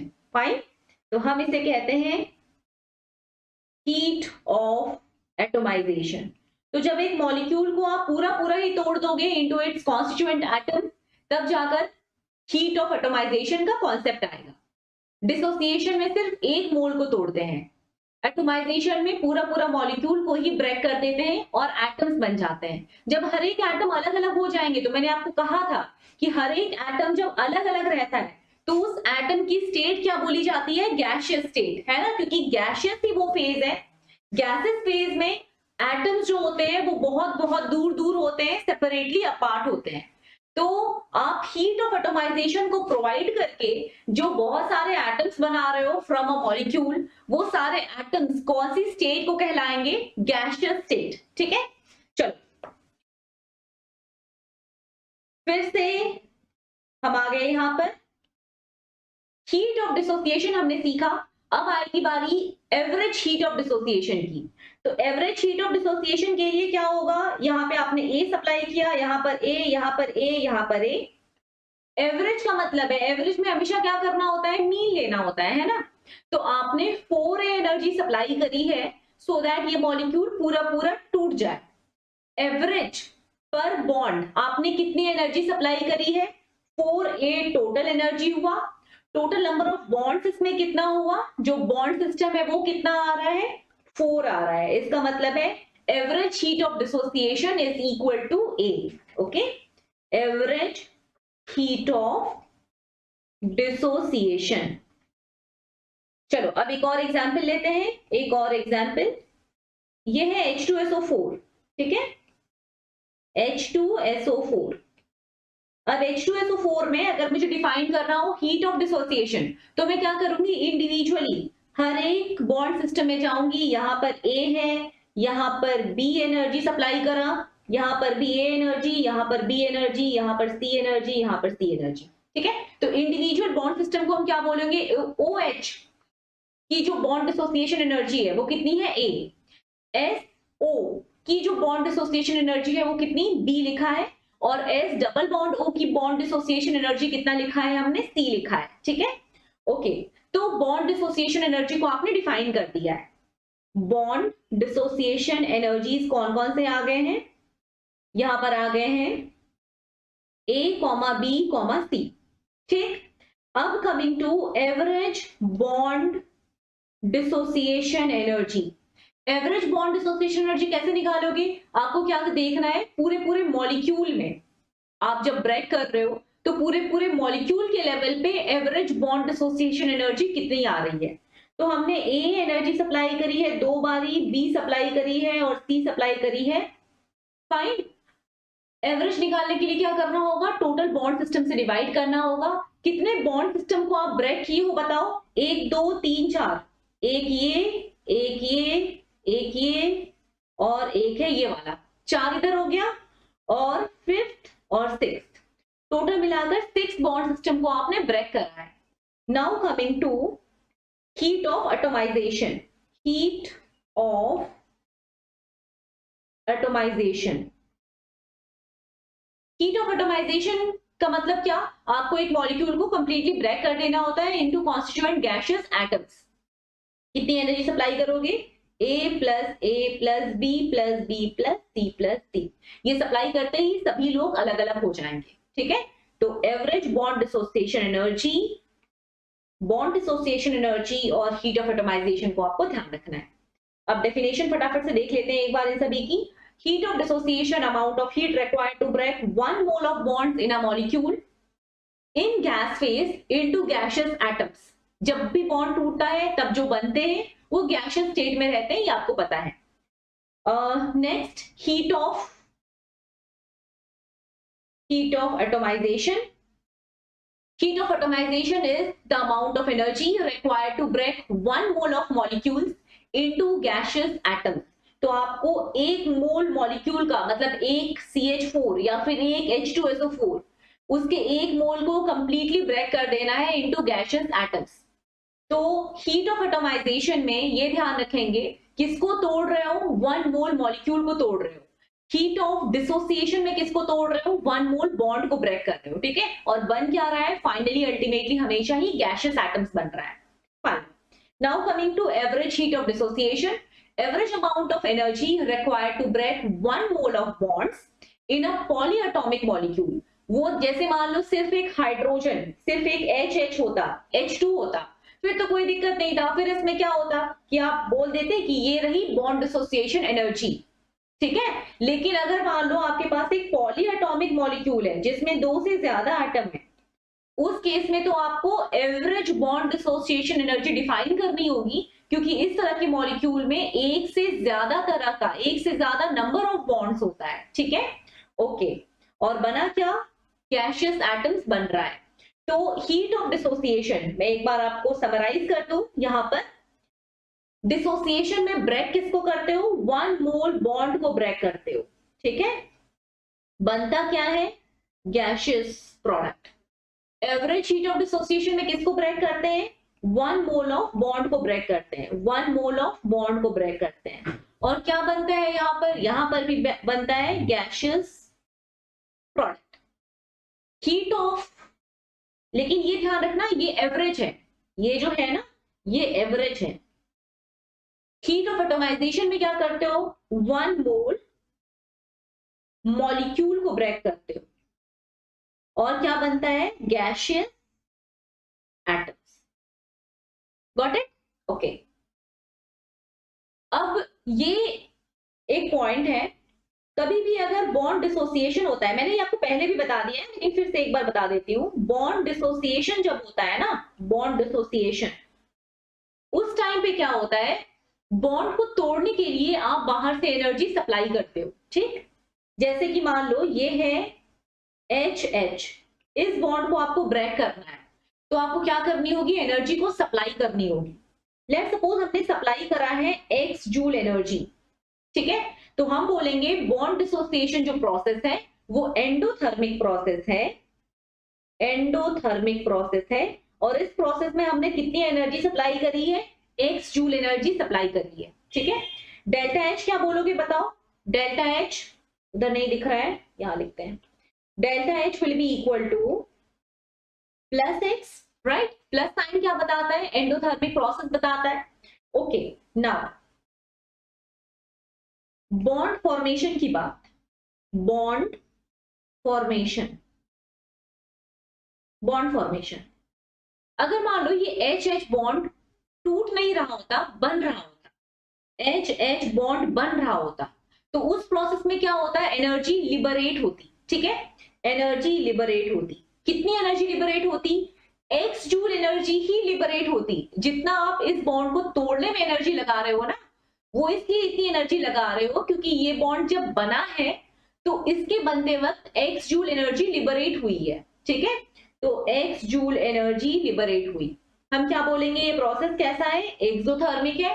Delta H क्या बोलोगे, -x, delta H will be equal to -x। Minus sign क्या बता रहा है, एक्सोथर्मिक प्रोसेस बता रहा है, x is x amount of energy. Okay, अब हम टोटल 3 हीट चेंजेस को एक साथ पढ़ेंगे। पहला है एंथैल्पी ऑफ लैटिस, ओके, दूसरा है एंथैल्पी ऑफ हाइड्रेशन, और फिर है एंथैल्पी ऑफ सॉल्यूशन। इन तीनों को एक साथ समझना है। Enthalpy of lattice, lattice term जो है ना वो सिर्फ और सिर्फ आयनिक कंपाउंड्स के लिए यूज करी जाती है। जब आप क्लास 12 में सॉलिड स्टेट एक टॉपिक है वो पढ़ोगे तो वहां आप देखोगे कि जितने भी आयनिक सॉलिड्स हैं उन सभी में कैटायंस और एनायंस बिल्कुल ही परफेक्टली 3D मैनर में अरेंज रहते हैं, ठीक है। और ये जो 3D अरेंजमेंट है of ion with in an ionic compound उसे ही हम कहते हैं लैटिस, ठीक है। तो लैटिस टर्म समझते ही सुनते ही आपको ये ध्यान हो जाना चाहिए that we are talking about ionic compounds, okay. तो एंथैल्पी ऑफ लैटिस की स्टडी कर लेते हैं। मेरे पास 1 मोल आयनिक कंपाउंड है, 1 मोल ऑफ आयनिक कंपाउंड। ये जो 1 मोल ऑफ आयनिक कंपाउंड है इसके कॉन्स्टिट्यूएंट आयंस को मुझे सेपरेट करना है, ओके। जैसे कि एक NaCl है तो उस NaCl में से मुझे Na+ और Cl- इन दोनों को अलग अलग करना है, सेपरेट करना है। अब जब Na+ अलग हो जाएगा, Cl- अलग हो जाएगा, दोनों दूर दूर हो जाएंगे, तो कौन सी स्टेट में चले गए, वो गैसियस स्टेट में चले गए, है ना। तो इस प्रोसेस में आयंस को सेपरेट करने के लिए हमने जो भी एनर्जी सप्लाई करी है उसी एनर्जी को आप बोलते हो एंथैल्पी ऑफ लैटिस। तो सिंपल सी बात है, अगर आयन एक साथ प्रेजेंट है with in an ionic compound, उनके बीच में कौन सा फोर्स ऑफ अट्रैक्शन होता है बच्चों, उनके बीच में होता है इलेक्ट्रोस्टैटिक फोर्स ऑफ अट्रैक्शन। उस इलेक्ट्रोस्टैटिक फोर्स ऑफ अट्रैक्शन को आपको ओवरकम करना है। जब वो ओवरकम हो जाएगा तो इसका मतलब है कि वो जो आपका आयनिक कंपाउंड है वो अपने कॉन्स्टिट्यूएंट आयंस में ब्रेक हो जाएगा, ठीक है। और इस प्रोसेस में आप क्या करोगे, आप हीट एनर्जी को सप्लाई करोगे in order to overcome electrostatic force of attraction, okay। तो 1 mole of compound, 1 mole of ionic compound को हमें कॉन्स्टिट्यूएंट आयंस में सेपरेट करना है, ठीक है। इस प्रोसेस में आपने जो भी एनर्जी सप्लाई करी है इसी एनर्जी को आप बोलते हो एंथैल्पी ऑफ लैटिस। तो डेल्टा H यहाँ पर ऑब्वियसली आपने एनर्जी सप्लाई करी है तो ये प्रोसेस कैसा होगा, एंडोथर्मिक होगा। तो ये हमेशा ही होगा एंडोथर्मिक, क्लियर। तो एक बार बस हम डेफिनेशन को रीड कर लेते हैं। Energy required to break 1 mole of an ionic compound into ions in their gaseous state, ठीक। अब एक एग्जांपल देखो, लेट्स सपोज NaCl की बात हो रही है, ये अभी सॉलिड स्टेट में है, मैंने एनर्जी सप्लाई करी और Na+ अलग हो गया और Cl- अलग हो गया, ठीक है, दोनों अलग अलग हो गए। अब दोनों अगर अलग अलग हो गए हैं तो आपने जो एनर्जी सप्लाई करी है उसे ही आप क्या बोलोगे, एंथैल्पी ऑफ लैटिस। तो इस केस में E will be known as enthalpy of lattice. ये प्रोसेस हमेशा ही कैसे होगा बच्चा, ये हमेशा होगा ऑलवेज एंडोथर्मिक, ठीक है। हमेशा आप एनर्जी सप्लाई करोगे तभी जाकर कॉन्स्टिट्यूएंट आयंस में ब्रेक होगा एक आयनिक कंपाउंड, फाइन। चलो next coming to heat of hydration. तो पहला तो हमने स्टडी कर लिया लैटिस, हाइड्रेशन, फिर सोल्यूशन में जाएंगे। एंथैल्पी ऑफ हाइड्रेशन चलिए पढ़ते हैं। Enthalpy of hydration, enthalpy of hydration क्या मतलब है, देखो अभी आपने क्या किया, आपने आयंस तैयार कर लिया, ठीक है, आयंस अलग अलग हो गए हैं, गैसियस आयंस आपको मिल चुका है। अब क्या होगा, Na+ ये जो गैसियस है, ठीक है, इसको आप पानी में डाल दो, इसे आप डाल दो पानी में। ये जब पानी में जाएगा तो क्या होगा पता है, मैंने आपको पहले भी बताया है, Na+ को ये जो वाटर है वो सराउंड कर लेगा, पानी Na+ को सराउंड कर लेगा। कैसे सराउंड करेगा? Oxygen of water will face Na+, oxygen of water will face Na+, क्योंकि ऑक्सीजन के पास होती है डेल्टा नेगेटिव चार्ज। ठीक है, ये जो डेल्टा नेगेटिव ऑक्सीजन है और Na+ के बीच में अट्रैक्शन होगी, क्योंकि दोनों अपोजिटली चार्ज है, दैट्स व्हाई अट्रैक्शन हो रही है। और ये जो अट्रैक्शन हो रही है, इस अट्रैक्शन को आप क्या बोलते हो? हाइड्रेशन। मतलब जब भी कभी खूब सारा पानी का मॉलिक्यूल एक आयन को घेर लेता है, तो इसी घेरने के प्रोसेस को हम बोलते हैं हाइड्रेशन। अब ये पता है क्या, अट्रैक्टिव फोर्सेस जितनी भी होती है, जहां कहीं भी अट्रैक्शन होता है, वहां हमेशा क्या होती है? स्टेबिलिटी इंक्रीज होती है। जहां रिपल्शन होता है, वहां स्टेबिलिटी घटती है। तो जहां कहीं भी अट्रैक्शन हो रहा है, वहां पर स्टेबिलिटी बढ़ रही है। और क्यों बढ़ रही है? क्योंकि वहां पर हमेशा ही एनर्जी घटेगी। स्टेबिलिटी बढ़ने का मतलब है एनर्जी घटना। ठीक है, तो ये जो प्रोसेस है आपका हाइड्रेशन का, this process is energy releasing process. Okay, तो लिख लेते हैं हम एक बार। वो जो अट्रैक्शन था ना, अट्रैक्शन जो है जिसको आप हाइड्रेशन बोल रहे हो, वो हमेशा कैसी होती है? Energy releasing process. हर एक तरह का अट्रैक्शन एनर्जी रिलीजिंग होता है। और एनर्जी रिलीजिंग का मतलब क्या है बच्चा? आप जब भी एक Na+ को पानी में डाल रहे हो, तो खूब सारा पानी Na+ को सराउंड कर रहा है। हर एक पानी के मॉलिक्यूल और Na+ के बीच में अट्रैक्शन हो रही है, और हर अट्रैक्शन से एनर्जी रिलीज हो रही है। ठीक है, ये जो एनर्जी रिलीज होती है, उसी को हम क्या बोलते हैं? Hydration energy. तो energy released during the process of hydration is known as hydration energy. जब इस पूरे सिस्टम से, ये जो आपका सिस्टम है, इस सिस्टम से जब एनर्जी रिलीज होगी, तो इस सिस्टम के पास कम एनर्जी बच जाएगी। और अगर इसके पास कम एनर्जी रह जाएगी, तो ये सिस्टम क्या हो जाएगा? ज्यादा स्टेबल हो जाएगा। ठीक है, तो हाइड्रेशन से एक आयन की स्टेबिलिटी इंक्रीज हो जाती है। Fine, okay. तो ये जो प्रोसेस है of hydration, process of hydration is always exothermic. ये ध्यान रखना। तो पहला वाला ऑलवेज एंडोथर्मिक था, दूसरा वाला ऑलवेज एक्सोथर्मिक है। ठीक है, अब क्या हुआ? चलो एक और एग्जांपल मैं आपको Cl- का भी दे देती हूँ। ये Cl- है और यहां पर है वाटर। फाइन, ये है वाटर। इस बार क्या होगा? Cl- जैसे ही आएगा पानी में ना, वाटर अपने हाइड्रोजन को Cl- की तरफ ओरिएंट कर लेगा। क्यों करेगा ऐसा? क्योंकि हाइड्रोजन के पास होती है डेल्टा पॉजिटिव चार्ज, और डेल्टा पॉजिटिव और Cl- के बीच में होगा अट्रैक्शन। ये जो अट्रैक्शन है, इस अट्रैक्शन के कारण ही पानी का मॉलिक्यूल Cl- को घेरा है। प्रोसेस को हम हाइड्रेशन बोलते हैं, और इस अट्रैक्शन में एनर्जी रिलीज होती है, उसे आप बोलते हो हाइड्रेशन एनर्जी। ये जो हाइड्रेशन एनर्जी है, क्योंकि ये एनर्जी रिलीज है, इसलिए एक्सोथर्मिक प्रोसेस होता है हाइड्रेशन का। जब एनर्जी रिलीज हो जाती है, तो आपका जो सिस्टम है, आयन वाला सिस्टम जो है, ये ज्यादा स्टेबल हो जाता है। इसका मतलब है हमेशा ही हाइड्रेशन एक सिस्टम को ज्यादा स्टेबल कर देता है। Fine, okay. तो ये भी क्लियर हो गया कि हाइड्रेशन के प्रोसेस में हमेशा ही एक्सोथर्मिक रहेगा वो, और हमेशा स्टेबिलिटी इंक्रीज होगी। Cl- का हाइड्रेशन हो जाने को आप कैसे लिखोगे? Cl- aqueous. सिमिलरली Na+ के हाइड्रेशन हो जाने को आप कैसे लिखोगे? Na+ aqueous. Okay, Na+ aqueous. तो एक बार हम नेट रिएक्शन लिख लेते हैं। क्या हुआ? हमने Na+ गैसेस तो पहले ही फॉर्म कर लिया था।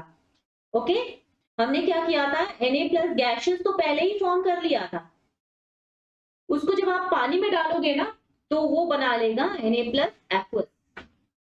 ठीक है, इस प्रोसेस को आप हाइड्रेशन बोल रहे हो, कोई दिक्कत नहीं है। यहां पर जो एनर्जी रिलीज होती है, उसे आप क्या बोलते हो? Hydration energy. This is known as hydration energy.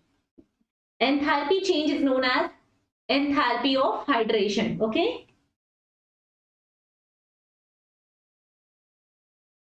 Energy. चलो, Cl माइनस की भी सेम कहानी होगी। Cl माइनस को जब आप पानी में डाल दोगे तो क्या होगा, Cl माइनस एक्वस बन जाएगा और एनर्जी रिलीज हो जाएगी। इस रिलीज एनर्जी को आप क्या बोलोगे, अगेन हाइड्रेशन एनर्जी बोलोगे, हाइड्रेशन एनर्जी, राइट। और ये जो हाइड्रेशन एनर्जी है ये सिस्टम को, Cl माइनस को, Na प्लस को बहुत स्टेबल बना रही है, कंफर्टेबल फील करा रही है। ओके, अब coming to heat of solution. Heat of solution को डिफाइन करने के लिए क्या करेंगे, हम NaCl को डायरेक्टली उठाएंगे और पानी में डाल देंगे। समझना, पहले वाले केस में लैटिस में मैंने क्या किया था, Na प्लस को पहले मैं ब्रेक करी थी into Na plus and Cl minus gases, right. उसके बाद हाइड्रेशन में मैंने क्या किया, ये जो Na प्लस गैसेस और जो Cl माइनस गैसेस बन चुका है उससे मैं पानी में डालती हूँ और पानी में डालकर फिर वो बन जाता है हाइड्रेटेड Na प्लस और हाइड्रेटेड Cl माइनस। इस बार क्या करना है, हमें डिराइव करना है heat of solution. Heat of solution को डिफाइन करने के लिए आप क्या करोगे, डायरेक्टली NaCl को उठाकर पानी में मिला देना। मतलब इस बार आपको NaCl को पहले ब्रेक नहीं करना है इनटू कॉन्स्टिट्यूएंट आयन, आपको डायरेक्टली ही NaCl को उठाना है और पानी में मिला देना है और फिर देखते हैं क्या चेंज होता है हीट का और एंथैल्पी की क्या चेंज आती है। ओके, तो ये NaCl है, सॉलिड है, इसको मैंने क्या किया, पानी में मिला दिया। अब NaCl जैसे ही पानी में जाएगा, ये जाते ही आपको पता है ना NaCl जो होता है वो पानी में डिसॉल्व हो जाता है। क्यों, ये पानी में जाते ही ब्रेक हो जाता है इनटू कॉन्स्टिट्यूएंट आयंस, और जैसे ही ये पानी में जाकर ब्रेक हो जाएगा इनटू कॉन्स्टिट्यूएंट आयंस, फिर क्या होगा, उन कॉन्स्टिट्यूएंट आयंस को पानी बहुत अच्छे से सराउंड कर लेगा और हाइड्रेट कर देगा। तो हम इस पूरे स्टेप को एक साथ ही लिख देते हैं, Na प्लस एक्वस और Cl माइनस एक्वस, ठीक है। तो इस बार क्या हुआ, जो लैटिस वाली स्टेप थी, मतलब NaCl को अलग अलग करना into Na plus and Cl minus, वो काम कौन कर दिया, वो काम पानी कर दिया, हमें नहीं करना पड़ा, ठीक है। तो मैंने सिर्फ इतना किया कि मैंने टेबल सॉल्ट को उठाया और उसे उठाकर पानी में डाल दिया, दैट्स इट। इससे आगे मैंने कुछ नहीं करा है, ठीक है। ओके, इस केस में जो भी हीट एनर्जी चेंज है ना उसे हम बोलते हैं हीट ऑफ सोल्यूशन। क्लियर, ये समझ तो हम गए। डेफिनेशन में क्या रहेगा, हम 1 मोल ऑफ आयनिक कंपाउंड को यूज करेंगे। लैटिस में हम 1 मोल ऑफ आयनिक कंपाउंड देखे थे, हाइड्रेशन में जो 1 मोल ऑफ आयनिक कंपाउंड से आयंस बने उनको हाइड्रेट करके देखे, और इस बार हम 1 मोल ऑफ आयनिक कंपाउंड को डायरेक्टली पानी में मिला देंगे in case of heat of solution. Her case में 1 मोल की ही स्टडी हो रही है, फाइन। एक बात देखो, सबसे पहले मैंने क्या किया था, in case of lattice NaCl को तोड़कर, NaCl सॉलिड जो था उसको तोड़कर Na प्लस गैशियस और Cl माइनस गैशियस बना दिया। उसके बाद हाइड्रेशन में मैंने क्या किया, Na plus gaseous Cl minus gaseous को पानी में डाल दिया और डालने के बाद वो Na प्लस एक्वस और Cl माइनस एक्वस बन गया। आप क्या समझ पा रहे हो कि जो सॉल्यूशन वो लैटिस और हाइड्रेशन इन दोनों का समेशन है ना। यहां पे आप क्या कर रहे हो, पहले वाले लैटिस वाले स्टेप में आप आयंस को पहले अलग किए, फिर हाइड्रेशन वाले स्टेप में आपने आयन को पानी में मिला दिया, ठीक है। अभी सोल्यूशन में क्या किया, डायरेक्टली आप सॉल्ट को उठाए और आपने पानी में मिला दिया और वो खुद से ही Na प्लस एक्वस और Cl माइनस एक्वस बन गया है।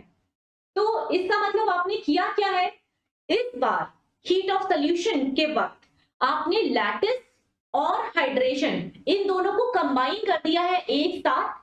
वो अलग बात है, इस बार हम कुछ नहीं कर रहे, सारा काम पानी ही कर रहा है, ठीक है। ओके, तो मैं कह सकती हूं that solution is summation of, जो हीट ऑफ सोल्यूशन है ना, जो सोल्यूशन वाली रिएक्शन है वो दो रिएक्शन की एडिशन है। कौन से दो रिएक्शन की एडिशन है, वो एडिशन है लैटिस की और हाइड्रेशन की। दो रिएक्शन को अगर आप ऐड करते हो तो उनकी एंथैल्पी चेंज भी ऐड हो जाती है। ये वाला जो पॉइंट है ये भी हम सीखेंगे आगे, ठीक है। मतलब मैं अगर बोलूं हीट ऑफ सोल्यूशन, क्योंकि सोल्यूशन वाली जो रिएक्शन है वो लैटिस और हाइड्रेशन रिएक्शन की समेशन है, that's why heat involve during solution वाला process, heat of solution will be equal to heat of lattice plus heat of hydration. अब आपको ये पता है ये तो हमेशा ही कैसा होगा, ऑलवेज एंडो, ये कैसा होगा, ऑलवेज एक्सो। ये कैसा होगा, ये एक्सो भी हो सकता है एंडो भी हो सकता है, डिपेंडिंग ऑन कौन सा स्टेप ज्यादा डोमिनेटिंग है, ठीक है। तो एक सॉल्ट को अगर आपको ब्रेक करना है इनटू कॉन्स्टिट्यूएंट आयन, हमेशा एंडो। आयन में ब्रेक करके पानी में मिलाओगे तो हमेशा एक्सो। लेकिन अगर एक सॉल्ट को उठा के डायरेक्टली पानी में मिला दोगे, प्रोसेस एक्सो भी हो सकता है एंडो भी हो सकता है। इसका मतलब सॉल्ट को पानी में मिलाने के बाद वो प्रोसेस हीट इवॉल्व भी कर सकता है, या फिर ऐसा भी हो सकता है कि वो सॉल्ट ठीक से डिसॉल्व ना हो और आपको हीट एनर्जी को सप्लाई करके उस सॉल्ट को डिसॉल्व करना पड़े। ओके, तो ये वाला जो बात है ना, एक्सो भी हो सकता है एंडो भी हो सकता है, दोनों में से कुछ भी हो सकता है। ये जो बात है ये एक सॉल्ट के डिसोल्यूशन को, उसकी सॉल्युबिलिटी को डिफाइन करती है। हो सकता है कि बड़े आराम से डिसॉल्व हो जाएगा और एनर्जी को लिबरेट कर देगा, या फिर ये भी हो सकता है कि आपको एनर्जी सप्लाई करनी पड़ेगी, ठीक है। चलो, तो हमने डेल्टा एच को डिफाइन कर दिया, delta H of solution, delta H lattice और डेल्टा एच हाइड्रेशन। अब एक बार इनकी जो डेफिनेशन है, उन डेफिनेशन को हम एज अ होल देख लेते हैं। हीट ऑफ लैटिस, आप समझ गए हो, 1 मोल ऑफ आयनिक कंपाउंड को ब्रेक करना है into constituent ions in their gaseous state.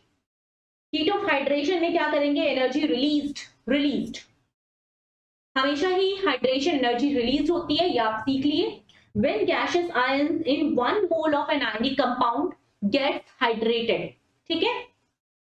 1 mole of ionic compound जैसे कि NaCl में जो गैसियस आयंस थे उनको हाइड्रेट करोगे, तब जाकर जो भी एनर्जी लिबरेट होगी उसे आप बोलोगे heat of hydration. Okay, heat of solution, change in enthalpy when 1 mole of a substance is completely dissolved in excess of water. Fine, इसका एग्जांपल आप समझ ही गए हो, NaCl सॉलिड प्लस वाटर। और एक सॉल्ट की डिसोल्यूशन का क्या मतलब होता है बच्चों, एक सॉल्ट की डिसोल्यूशन का मतलब होता है उस सॉल्ट की आयोनाइजेशन। और आयंस दुनिया में जितने भी हैं, वो सभी पानी में परफेक्टली सॉल्युबल है। ये मैंने आपको आयनिक इक्विलिब्रियम में बताया है। नेक्स्ट टॉपिक हमें सीखना है हीट ऑफ न्यूट्रलाइजेशन। बच्चों, हीट ऑफ न्यूट्रलाइजेशन रिएक्शन से आप क्या समझते हो, एक एसिड एक बेस आएगा, मिलेगा, रिएक्ट करेगा और फिर क्या बनेगा, सॉल्ट एंड वाटर बनेगा, ठीक है। तो सॉल्ट एंड वाटर बनने का क्या होता है प्रोसेस, ये है एक एसिड HCl, फाइन, और ये है NaOH, मिलकर क्या बनाते हैं, NaCl और H2O। अगर आयनिक बेसिस आप देखोगे तो आपको क्या समझ में आएगा, ये है H प्लस और ये है Cl माइनस, इधर है Na प्लस और इधर है OH minus. Okay, Na plus Cl minus को एक साथ आप लिख रहे हो NaCl, और H प्लस और OH माइनस मिलकर क्या बना रहे हैं, बॉन्ड बना रहे हैं, H2O बन जाता है ना। अब ये जो H2O बनने का प्रोसेस है ये किस तरह से बना, H प्लस और OH माइनस आयन के मिलने से। इट मींस बॉन्ड फॉर्मेशन हो रही है जब H2O बन रहा होता है तो, है ना, बॉन्ड बनता है। बॉन्ड फॉर्मेशन का जो भी प्रोसेस होता है वो हमेशा ही एक्सोथर्मिक होता है। तो एक H प्लस 1 मोल H प्लस 1 मोल OH माइनस के साथ मिलकर क्या बनाते हैं, 1 मोल H2O बनाते हैं। क्योंकि ये प्रोसेस बॉन्ड फॉर्मेशन का है, H2O का बनना, दैट्स व्हाई ये प्रोसेस कैसा होगा, एक्सोथर्मिक होगा। Exothermic, to be more specific, इस प्रोसेस में कितनी एनर्जी रिलीज होती है, जब भी कभी एक H प्लस और एक OH माइनस मिलकर H2O बनाएगा तो एनर्जी रिलीज होगी 13.7 किलो कैलोरी या फिर 57.27 किलो जूल। तो बात समझ में आ गई ना, 1 मोल ऑफ H2O जब भी बनेगा इतनी एनर्जी रिलीज होगी। यही जो रिलीज एनर्जी है इसे हम कहते हैं हीट ऑफ न्यूट्रलाइजेशन, क्योंकि न्यूट्रलाइजेशन रिएक्शन में जो पानी बन रहा होता है ना वो H प्लस और OH माइनस के कॉम्बिनेशन से बनता है। ठीक है, ओके। अच्छा बताओ, डेल्टा H न्यूट्रलाइजेशन जब भी आप डिफाइन कर रहे हो तो क्या बोलोगे, प्लस 13.7 किलो कैलोरी या माइनस 13.7 किलो कैलोरी? माइनस, है ना, क्योंकि ये एनर्जी रिलीज है। तो माइनस 13.7 किलो कैलोरी पर मोल या फिर माइनस 57.27 किलो कैलोरी पर मोल। तो बात क्या ध्यान रखना है, हमेशा 1 मोल ऑफ वाटर के बनने से जो एनर्जी चेंज एसोसिएटेड है उसे आप डेल्टा H न्यूट्रलाइजेशन बोलोगे। 2 moles of water 3 moles of water वाला नहीं, 1 मोल में आपको कन्वर्ट करना ही होगा। 1 मोल पानी बनेगा तो कितनी एनर्जी रिलीज होगी, that is known as delta H neutralization. Okay fine. तो एक एग्जांपल देख लो आप, अगर आपके पास है बेरियम हाइड्रोक्साइड और इधर है HCl, ये मिलकर बना रहे हैं BaCl2 और H2O। पता है ना, रिएक्शन को बैलेंस करने के लिए 2 यहां करा और ये 2, रिएक्शन अभी बैलेंस हुई। अब इस बार क्या हुआ, कितने मोल ऑफ H2O रिलीज हुए, 2 मोल ऑफ H2O बना है। ठीक है, तो delta H of this reaction will be equal to 2 into 13.7 kilo calorie. इस रिएक्शन की जो डेल्टा H है, इस रिएक्शन में जो एनर्जी लिबरेट हो रहा है वो तो कितना है, 2 into 13.7 किलो कैलोरी है ना। लेकिन डेल्टा H न्यूट्रलाइजेशन किसको बोलोगे, delta H neutralization will be equal to 13.7 kilo calorie per mole. Okay, because neutralization हमेशा 1 मोल ऑफ वाटर फॉर्म के लेवल पे ही डिफाइंड होती है। फाइन, ठीक है। मैंने डेफिनेशन में आपको बताया 1 मोल H प्लस और 1 मोल OH माइनस मिलेंगे 2।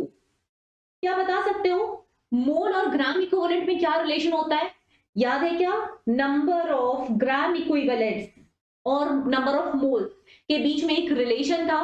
वो रिलेशन किसका था, वैलेंस फैक्टर का। तो number of gram equivalent is equal to number of moles into valence factor, right. ठीक है, अब ये जो नंबर ऑफ ग्राम इक्विवेलेंट है, आप चाहते हो 1 मोल ऑफ H प्लस को रखना, तो 1 mole of H plus will be equal to कितना gram equivalent of H plus, कितना gram equivalent of H plus बताइए। H प्लस की वैलेंस फैक्टर कितनी होती है, 1 होती है। इसका मतलब है कि जब भी कभी वैलेंस फैक्टर 1 होगा, H प्लस के ऊपर चार्ज 1 है ना, चार्ज 1 है, इसका मतलब वैलेंस फैक्टर 1 है। तो अगर वैलेंस फैक्टर 1 होगा, it means number of gram equivalent will be equal to number of moles. Okay, number of gram equivalent will be equal to number of moles. It means by definition अगर हम जाएं तो हम 1 mole of H plus ion बोले या फिर 1 gram equivalent of H plus ion बोले, एक ही बात है। Coming to OH minus ion, H plus के लिए वैलेंस फैक्टर कितना है, 1। OH माइनस आयन के लिए वैलेंस फैक्टर कितना होगा, 1 ही होगा, क्योंकि आयन के ऊपर जो उसकी चार्ज होती है उसका मैग्नीट्यूड ही उसका वैलेंस फैक्टर होता है ना। तो अगर OH माइनस आयन का भी 1 मोल को मैं इंटरप्रेट करना चाहूँ in terms of gram equivalent, तो वो कितना आएगा, 1 ही आएगा, राइट। तो वी कैन से एक और डेफिनेशन, जब भी कभी 1 gram equivalent of H plus combine करेंगे 1 gram equivalent of OH minus के साथ, तब जाकर 1 मोल ऑफ वाटर बनेगा। इस प्रोसेस में एनर्जी चेंज जो भी एसोसिएटेड होगी उसे ही आप बोलोगे डेल्टा H न्यूट्रलाइजेशन। ओके, ठीक है। तो by definition heat change involved when 1 mole of H plus and 1 mole of OH minus ion get neutralized. Fine? Okay. अब एक पॉइंट देखते हैं। लेट सपोज मेरे पास इधर तो NaOH है, लेकिन इधर एक वीक एसिड है, वीक एसिड। ठीक है, ये जो वीक एसिड होता है इसके बारे में तो आप जानते हो ना, ये बहुत ही कम टूटता है। तो वीक एसिड को आप पानी में डाल दोगे तो भी वो बहुत ही कम H प्लस आयन फॉर्म करेगा और बहुत ही कम एसिटेट आयन फॉर्म करेगा, राइट। ये क्या बनाएगा, ये बनाएगा CH3CONa और पानी। लेकिन ऑब्वियसली अभी उतना पानी नहीं बनेगा जितना तब बनता अगर आप HCl लिए होते, क्योंकि HCl तो कंप्लीटली जाकर H+ और Cl- में टूट जाता है। और पानी के बनने का बेसिस ही क्या है? पानी के बनने का बेसिस है H+ और OH- आयन का पहले बनना, फिर वो कंबाइन करके H2O बना लेते हैं, है ना?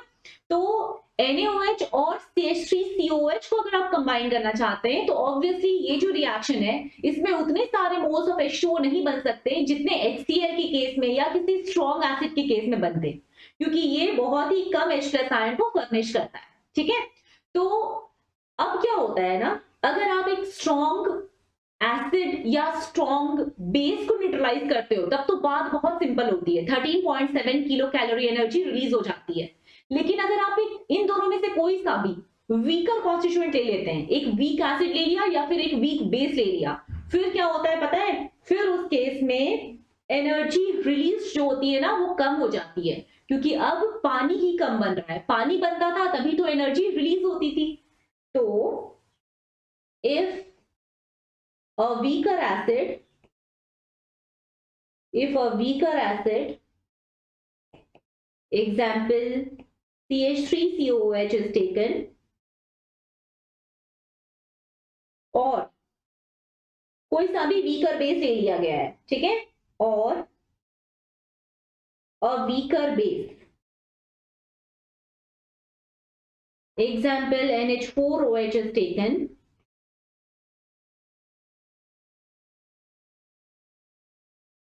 some energy is required to, some energy is utilized in ionization of weaker component. वो जो वीकर कंपोनेंट है उसकी आयोनाइजेशन में कुछ एनर्जी खर्च हो जाएगी, ठीक है, in ionization of weaker component,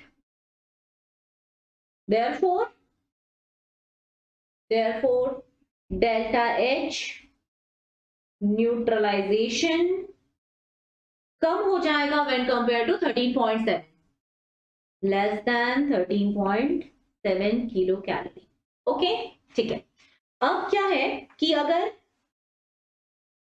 हम एक, ये बात तो समझ गए, अगर हम एक सॉल्वेंट को बदल दें, सपोज हमने सॉल्वेंट लिया है नॉर्मली वाटर, ठीक है, अब मैं क्या कर रही हूँ, सॉल्वेंट को बदल देती हूँ, बेंजीन ले लिया है मैंने सॉल्वेंट, तो मैंने क्या करा है, सॉल्वेंट इज चेंज्ड। कैसे सॉल्वेंट को बदला? अभी हम एक नॉन पोलर सॉल्वेंट ले लेते हैं, example a non polar solvent is taken. आपको पता है like dissolves like, polar substance हमेशा पोलर सॉल्वेंट में डिसॉल्व होते हैं और नॉन पोलर सब्सटेंस हमेशा नॉन पोलर सॉल्वेंट में डिसॉल्व होते हैं, ठीक है। तो अगर आप एक नॉन पोलर सॉल्वेंट ले लोगे जैसे कि बेंजीन, तो बेंजीन में क्या है कि जो पोलर कंपाउंड है वो डिसॉल्व नहीं होंगे और आयनिक कंपाउंड भी डिसॉल्व नहीं होगा। तो इस केस में क्या होगा, अगर आपने पानी की जगह बेंजीन ले लिया तो ना ही HCl ठीक से डिसॉल्व होगा, मतलब ना ही HCl ठीक से टूटेगा, ना ही NaOH ठीक से डिसॉल्व होगा, ना ही NaOH ठीक से टूटेगा। तो जब वो दोनों ही खुद से ठीक से नहीं टूट रहे हैं, इसका मतलब H+ आयन भी बहुत कम बन रहा है, OH- आयन भी बहुत कम बन रहा है। और अगर ये दोनों ही बहुत कम बन रहा है बच्चों, इट मींस H2O भी बहुत कम बनेगा और जो हीट एनर्जी लिबरेट होगी because of formation of H2O वो भी कम होगी, ठीक है। तो इस केस में डेल्टा H न्यूट्रलाइजेशन फिर से कम आएगा व्हेन कंपेयर टू 13.7। क्या हो रहा है, HCl एंड NaOH इवन ये स्ट्रॉन्ग थे, पानी में ये स्ट्रॉन्ग थे, लेकिन अब बेंजीन में आके ये ठीक से डिसोसिएट नहीं हो रहे हैं, ठीक है, does not dissociate completely in non-polar solvent, therefore इस बार H2O भी कम बनेगा और डेल्टा H न्यूट्रलाइजेशन भी कम आएगी, less than 13.7 kilo calorie per मोल। एक बात ध्यान रखना, हम कभी भी डेल्टा एच को कंपेयर करते हैं ना तो माइनस साइन को कंसिडर नहीं करते, हम सिर्फ जो मैग्नीट्यूड है उसको कंसिडर करते हैं। ओके, ठीक है।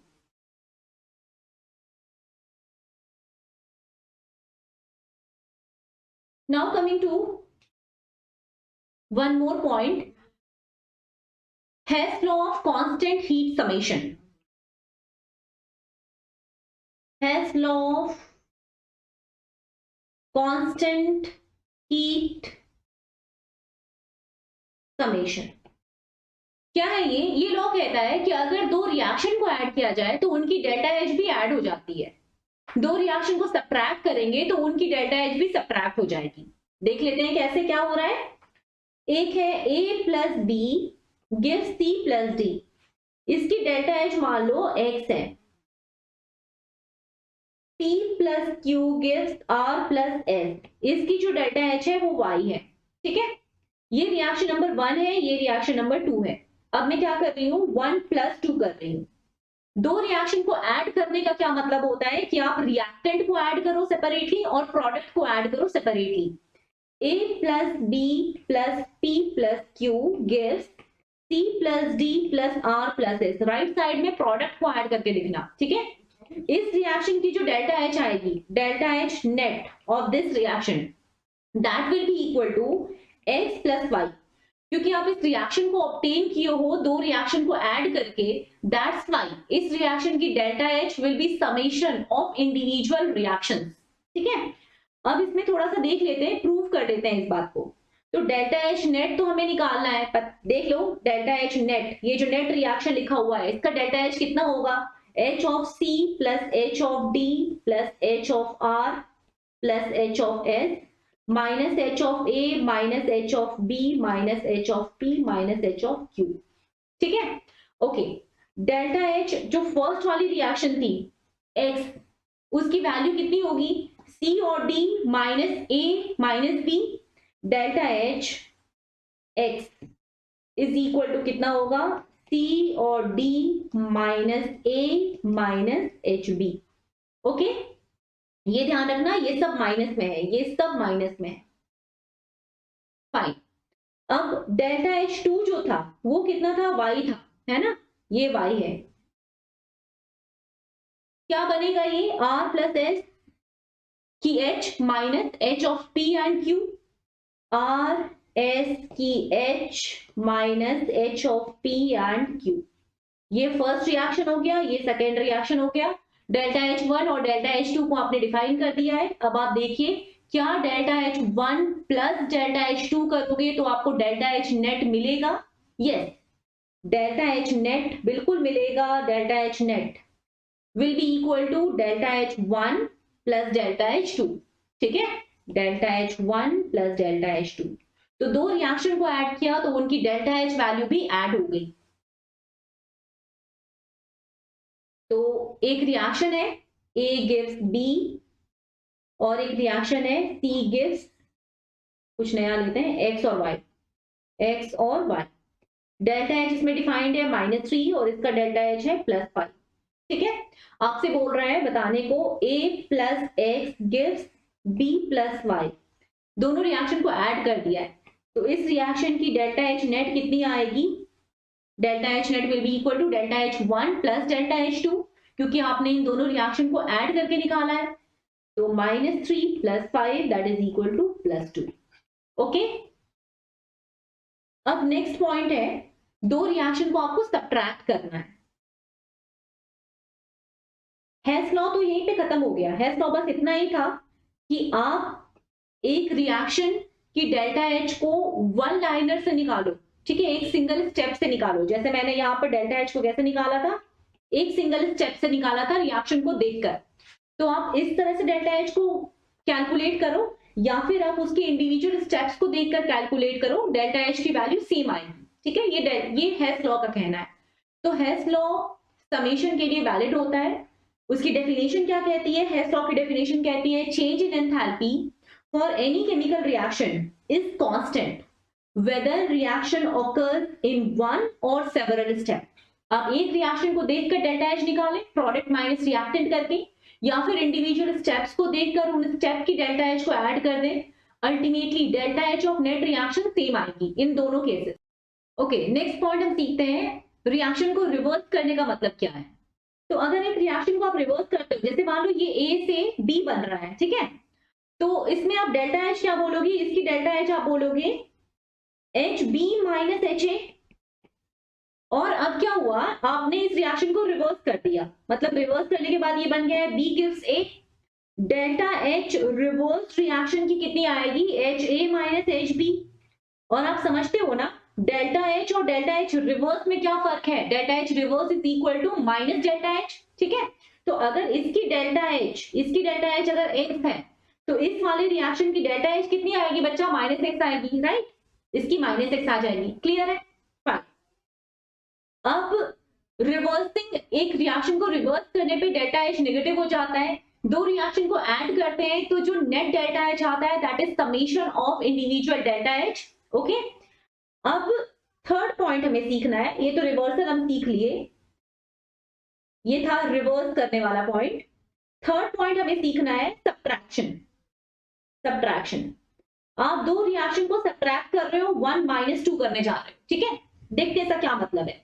तो एक है A गिव्स B, एक है P गिव्स Q, और ये फर्स्ट रिएक्शन है, ये सेकेंड रिएक्शन है, and I want you to write a reaction जो 1 - 2 हो। तो उसके लिए आप क्या करोगे, वन रिएक्शन तो A गिव्स B है, ठीक है, सेकेंड वाला रिएक्शन P गिव्स Q है, ओके। अगर आप -2 लिखना चाहते हैं तो -2 will be Q gives P, ये रिएक्शन होगा -2, फाइन, ये भी लिख दिया। अगर आप 1 - 2 लिखना चाहते हो तो उसके लिए क्या करना पड़ेगा, फर्स्ट रिएक्शन और सेकेंड रिएक्शन को ऐड कर देना होगा। तो आप पहले तो रिएक्शन को रिवर्स कर दिए हो, अब आप 1 - 2 लिखना चाहते हैं तो उसके लिए आप क्या करेंगे, 1 और -2 को ऐड कर देंगे। इसका अगर डेल्टा एच एक्स है, इसका अगर डेल्टा एच वाई है, तो ये वाला डेल्टा एच कितना होगा, -y। ओके, तो नेट रिएक्शन जो आप लिखोगे 1 - 2 वाली, मतलब ये और ये -2 वाली रिएक्शन, इसको आप लिखेंगे A plus Q gives B plus P, और इसका डेल्टा एच कितना आएगा बच्चा, इसका डेल्टा एच आएगा x माइनस वाई इसके लिए, ठीक है। तो दो रिएक्शन जिनको आप ऐड कर रहे हो उनकी डेल्टा एच अल्टीमेटली ऐड हो जाती है। इस बार हम किसको ऐड कर रहे हैं, 1 और -2 को ऐड कर रहे हैं, ठीक है ना। ओके, तो ये सारी बातें हैं हेल्स लॉ ऑफ समेशन में। आपको एक रिएक्शन को ऐड करना हो, एक रिएक्शन को रिवर्स करना हो, या फिर रिएक्शन को सब्ट्रैक्ट करना हो, तो ये प्रोसेस आप फॉलो करोगे। ओके, अच्छा, एक और एग्जांपल आप बता ही दो कि अगर मैं एक रिएक्शन को n से मल्टीप्लाई कर दूं, ये है delta H is equal to x इसका मान लिया, ठीक है। आप क्या कर रहे हैं, इसको n से मल्टीप्लाई कर रहे हैं, n से मल्टीप्लाई कर दोगे अगर, तो डेल्टा एच का क्या होगा पता है क्या, डेल्टा एच क्या होगा बताना। पहले तो b माइनस ए था, अब क्या हो जाएगा, nb माइनस na, इसका मतलब delta H will be n times of initial delta H, fine, ठीक है। डेफिनेशन तो हम सीख ही चुके हैं। Now coming to Bond-Haber cycle. Bond-Haber cycle. ये Bond-Haber cycle क्या है, lattice energy of an ionic compound को कैलकुलेट करने का तरीका with the help of different kind of energy. तो डिफरेंट एंथैल्पी की हेल्प से हम जब लैटिस एंथैल्पी को डिफाइन करते हैं ऑफ एन आयनिक कंपाउंड, तो उसे ही हम कहते हैं Bond-Haber cycle, ठीक है। बहुत सारे सीरीज ऑफ स्टेप्स रहेंगे, उन स्टेप में हम हेल्स लॉ ऑफ समेशन अप्लाई करेंगे और अल्टीमेटली हमारा टारगेट क्या होगा, lattice energy of a compound को डिफाइन करना, ठीक। चलो स्टार्ट करते हैं। एक है मेरे पास, एक है NaCl, ठीक है, NaCl, इसकी लैटिस एनर्जी को डिफाइन करना है। तो सबसे पहले क्या करोगे, NaCl को आप Na प्लस और Cl माइनस गैशियस में ब्रेक करोगे, ये क्या है, सॉलिड है, Na प्लस और Cl माइनस गैशियस में ब्रेक कर दिया, डेल्टा H लैटिस, ठीक। ये हमारा टारगेट इक्वेशन है, ये टारगेट है, यहां तक पहुंचना है। कैसे पहुंचेंगे देखते हैं, एक एक करके इक्वेशन लिखती हूँ। सबसे पहले आपको पता है ना, नेचर में Na कौन सी फॉर्म में एग्जिस्ट करता है, सॉलिड फॉर्म में, Na सॉलिड फॉर्म में एग्जिस्ट करता है। क्लोरीन कौन सी फॉर्म में एग्जिस्ट करता है? गैशियस फॉर्म में, half Cl2 gaseous form. Half Cl2 क्यों लिया? क्योंकि मुझे सिर्फ एक Cl चाहिए NaCl को बनाने के लिए। क्या ये फॉर्मेशन रिएक्शन है? यस, फॉर्मेशन रिएक्शन है, क्योंकि मैंने 1 मोल NaCl का बनाया है। कहां से बनाया है? From its constituent elements in the standard state. तो इसका मतलब है डेल्टा H फॉर्मेशन, यहां से आप डिफाइन कर सकते हो। इस रिएक्शन की जो भी एंथैल्पी चेंज है उसे आप बोलोगे delta H formation. Fine. Now next, ये डिफाइन हो गया। इसके बाद बताओ, इसके बाद ये कर लेने के बाद अब क्या है? Na सॉलिड जो है उसको आप Na गैशियस में चेंज कर सकते हो।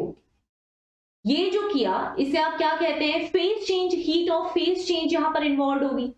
और हीट ऑफ फेज चेंज बोले या फिर यहाँ पे ज्यादा स्पेसिफिकली क्या हो रहा है? सॉलिड से गैस जा रहा है, सॉलिड से गैस बन रहा है, इसका मतलब है सब्लिमेशन हो रहा है। तो यहाँ पर जो डेल्टा H आएगा उसको आप क्या बोलोगे? Delta H sublimation. Fine.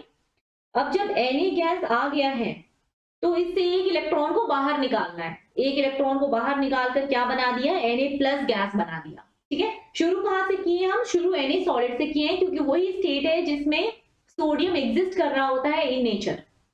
Fine. Na gas से एक इलेक्ट्रॉन को बाहर निकाले तो बन गया Na प्लस गैशियस। एक इलेक्ट्रॉन को बाहर निकालने के लिए आप जो एनर्जी सप्लाई करते हो उसे क्या बोलते हो? आयोनाइजेशन एनर्जी, है ना? आप यहां पर आयोनाइजेशन एनर्जी सप्लाई करते हैं। ठीक है, ओके। तो यहां पर जो डेल्टा H आएगा वो क्या होगा? आयोनाइजेशन एनर्जी के इक्वल। साइन क्या बताओगे आप? पॉजिटिव, क्योंकि एनर्जी सप्लाइड है। तो यहां पर है ionization energy. Okay, delta H is equal to ionization energy, इसमें कोई दिक्कत नहीं है। आगे बढ़ेंगे। Na प्लस का तो हिसाब किताब हो गया है। अब क्लोरीन में आ जाओ। तो क्लोरीन कौन सी स्टेट में एग्जिस्ट करता है नेचर में? Cl2 के स्टेट में एग्जिस्ट करता है। ठीक है, आपको क्या करना पड़ेगा? इससे पहले जो क्लोरीन है इसको पहले 2 Cl में ब्रेक करना पड़ेगा। 2 Cl में कैसे ब्रेक करोगे? पता है ना? ये जो Cl है इसके बीच का इस बॉन्ड को तोड़कर इसको 2 Cl में ब्रेक कर दोगे। ठीक, ओके। जितनी एनर्जी आप सप्लाई करोगे उसे आप क्या बोलोगे? बॉन्ड डिसोसिएशन एनर्जी बोलोगे, राइट? फाइन।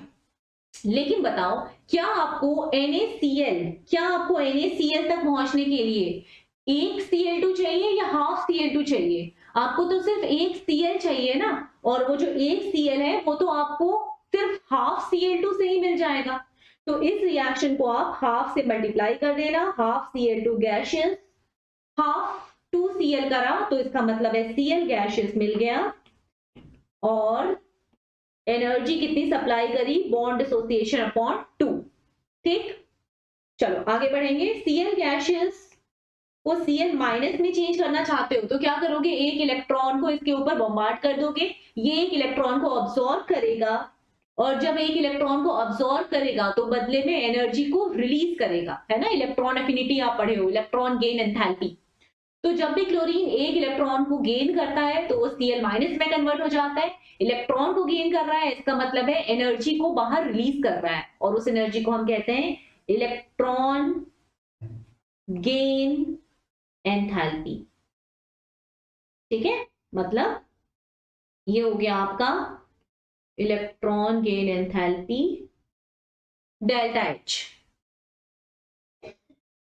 ठीक, सारा काम हो चुका है। हमने फॉर्मेशन रिएक्शन को भी लिख लिया है। फॉर्मेशन रिएक्शन ये ऊपर वाली रिएक्शन थी। चलो टारगेट रिएक्शन को मैं थोड़ा हाईलाइट कर देती हूँ, ठीक है ना? ये टारगेट रिएक्शन है, ये वाला टारगेट रिएक्शन है। उसके बाद बहुत सारे रिएक्शंस हैं। अब आपको क्या करना है? आपका टारगेट क्या है? आप चाहते हो Na प्लस और Cl minus gaseous right hand side में, यही आपका टारगेट है। और लेफ्ट साइड में आपको क्या चाहिए? NaCl चाहिए। इस टारगेट इक्वेशन तक आपको पहुंचना है विद द हेल्प ऑफ अलग अलग स्टेप्स जो मैंने डिफाइन किया है नीचे। ठीक है, चलो NaCl सॉलिड फॉर्म करना चाहते हो, NaCl सॉलिड को आप ब्रेक करना चाहते हो into Na plus gaseous and Cl minus gaseous. So this is your target. अब टारगेट तक पहुंचते हैं। क्या तरीका है टारगेट तक पहुंचने का? देखो, बताओ थोड़ा। NaCl सॉलिड ये जो है इसको मुझे किस साइड में चाहिए होगा टारगेट तक पहुंचने के लिए? ये मुझे चाहिए लेफ्ट हैंड साइड में। अभी किसमें लिखा हुआ है, राइट हैंड साइड में लिखा हुआ है, तो मैं इस रिएक्शन को रिवर्स करूंगी, ये मैंने सोच लिया। ओके, आगे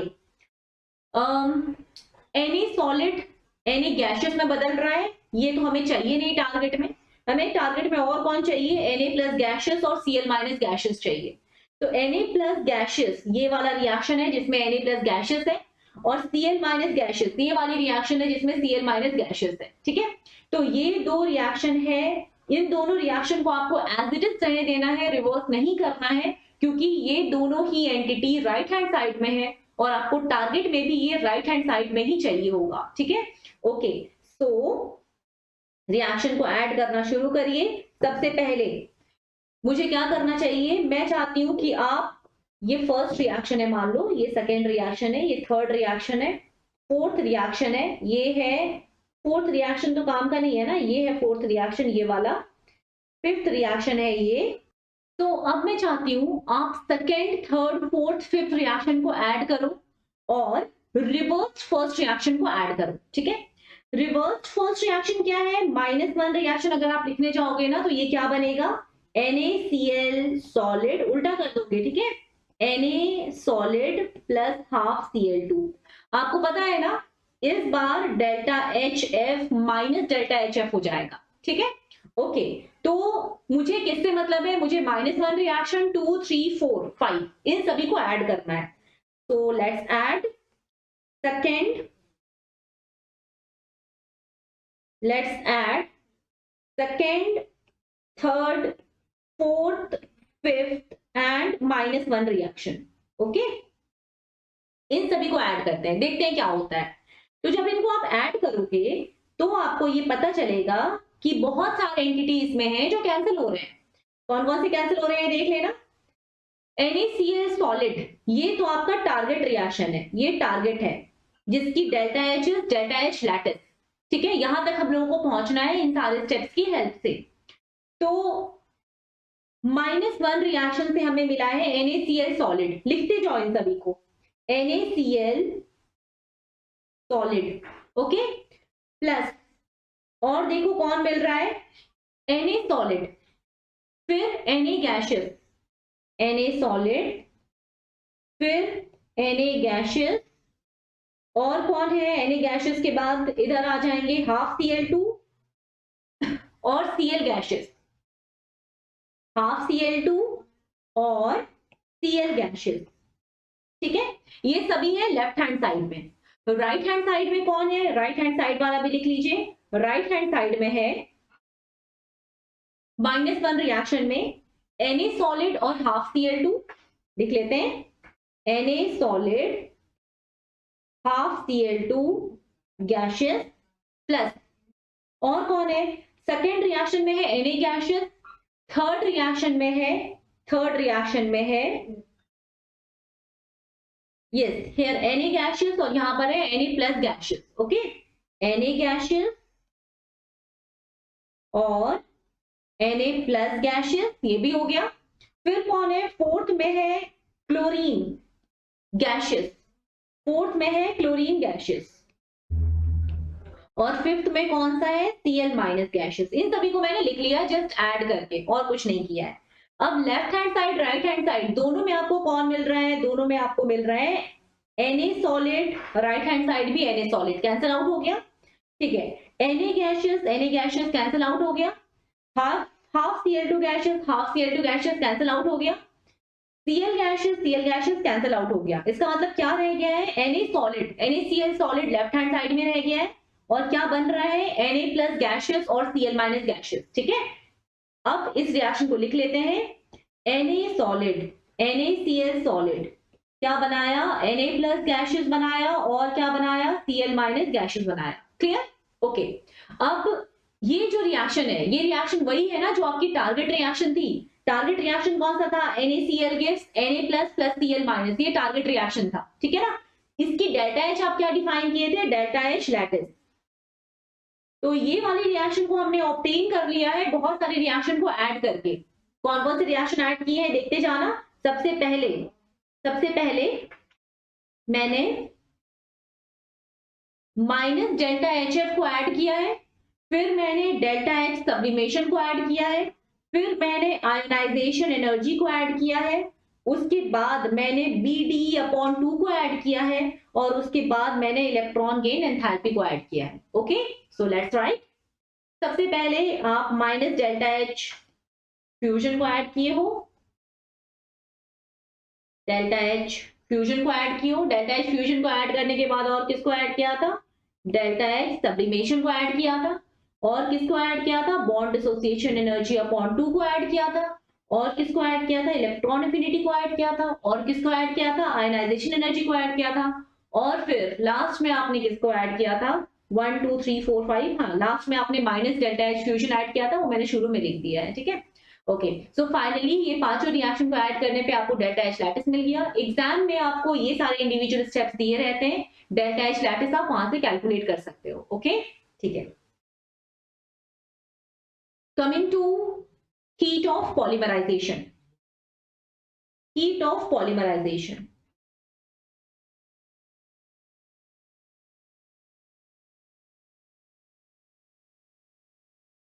Heat of पहले तो आप पॉलीमराइजेशन रिएक्शन लिखना सीख लो। ये है इथीन, ये इथीन है,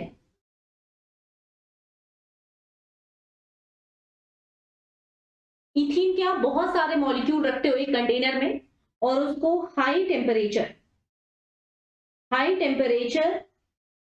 और हाई प्रेशर पे बहुत सारे मॉलिक्यूल्स को आप रख देते हो, और फिर एक रिएक्शन होती है जिसको हम कहते हैं पॉलीमराइजेशन रिएक्शन। क्या होता है पॉलीमराइजेशन में, पॉली का मतलब बहुत, मर का मतलब इंडिविजुअल यूनिट्स, ठीक है। तो सबसे पहले क्या होगा, अगर आप बहुत हाई टेम्परेचर प्रोवाइड करोगे ना, तो ये जो पाई बॉन्ड है कार्बन कार्बन के बीच का, वो ब्रेक हो जाएगा। इसको क्या बोलते हो आप, इथीन बोलते हो। कार्बन कार्बन बॉन्ड टूट गया, कार्बन कार्बन बॉन्ड टूटने के बाद क्या हुआ, बॉन्ड जब टूट गया, कौन सा बॉन्ड टूटा, जो कमजोर था, कमजोर कौन सा था, पाई बॉन्ड कमजोर था, तो वो बॉन्ड गया है टूट। अब जब वो टूट गया है ना, तो क्या होता है, फिर मैं सेपरेटली यहां लिख रही हूं, क्या होता है कि कार्बन की जो वैलेंसी है वो तो 4 वैलेंसी कार्बन की होती है ना, कार्बन 4 बॉन्ड बनाता है। अगर एक पाई बॉन्ड टूट गया है बिकॉज ऑफ हाई टेम्परेचर, तो अब क्या होगा, अब यही सेम बात दूसरे मॉलिक्यूल ऑफ इथीन के साथ भी हुई होगी। आपके पास तो बहुत सारे मॉलिक्यूल्स है ना इथीन के इनसाइड कंटेनर, तो सभी के जो पाई बॉन्ड है वो टूट गए हैं। तो सबके जब पाई बॉन्ड टूट गए हैं, तो सभी का जो कार्बन है बेचारा, वो अब अपनी टेट्रावेलेंसी को कंप्लीट नहीं कर पा रहा है। इसका मतलब है कि ये वाले कार्बन का एक इलेक्ट्रॉन फ्री हो गया, एक इलेक्ट्रॉन यहां, एक इलेक्ट्रॉन यहां, एक इलेक्ट्रॉन यहां, एक इलेक्ट्रॉन फ्री। सिमिलरली इस कार्बन का भी एक इलेक्ट्रॉन यहां पर, एक इलेक्ट्रॉन यहां पर, एक इलेक्ट्रॉन फ्री। पता है ना कार्बन के पास 4 इलेक्ट्रॉन होते हैं। ओके, तो ये जो फ्री इलेक्ट्रॉन है, यहां पर भी देखो, एक इलेक्ट्रॉन कार्बन का, 1 2 3 4, कार्बन का 1 2 3 4, ये जो चौथा वाला इलेक्ट्रॉन है वो फ्री हो गया है।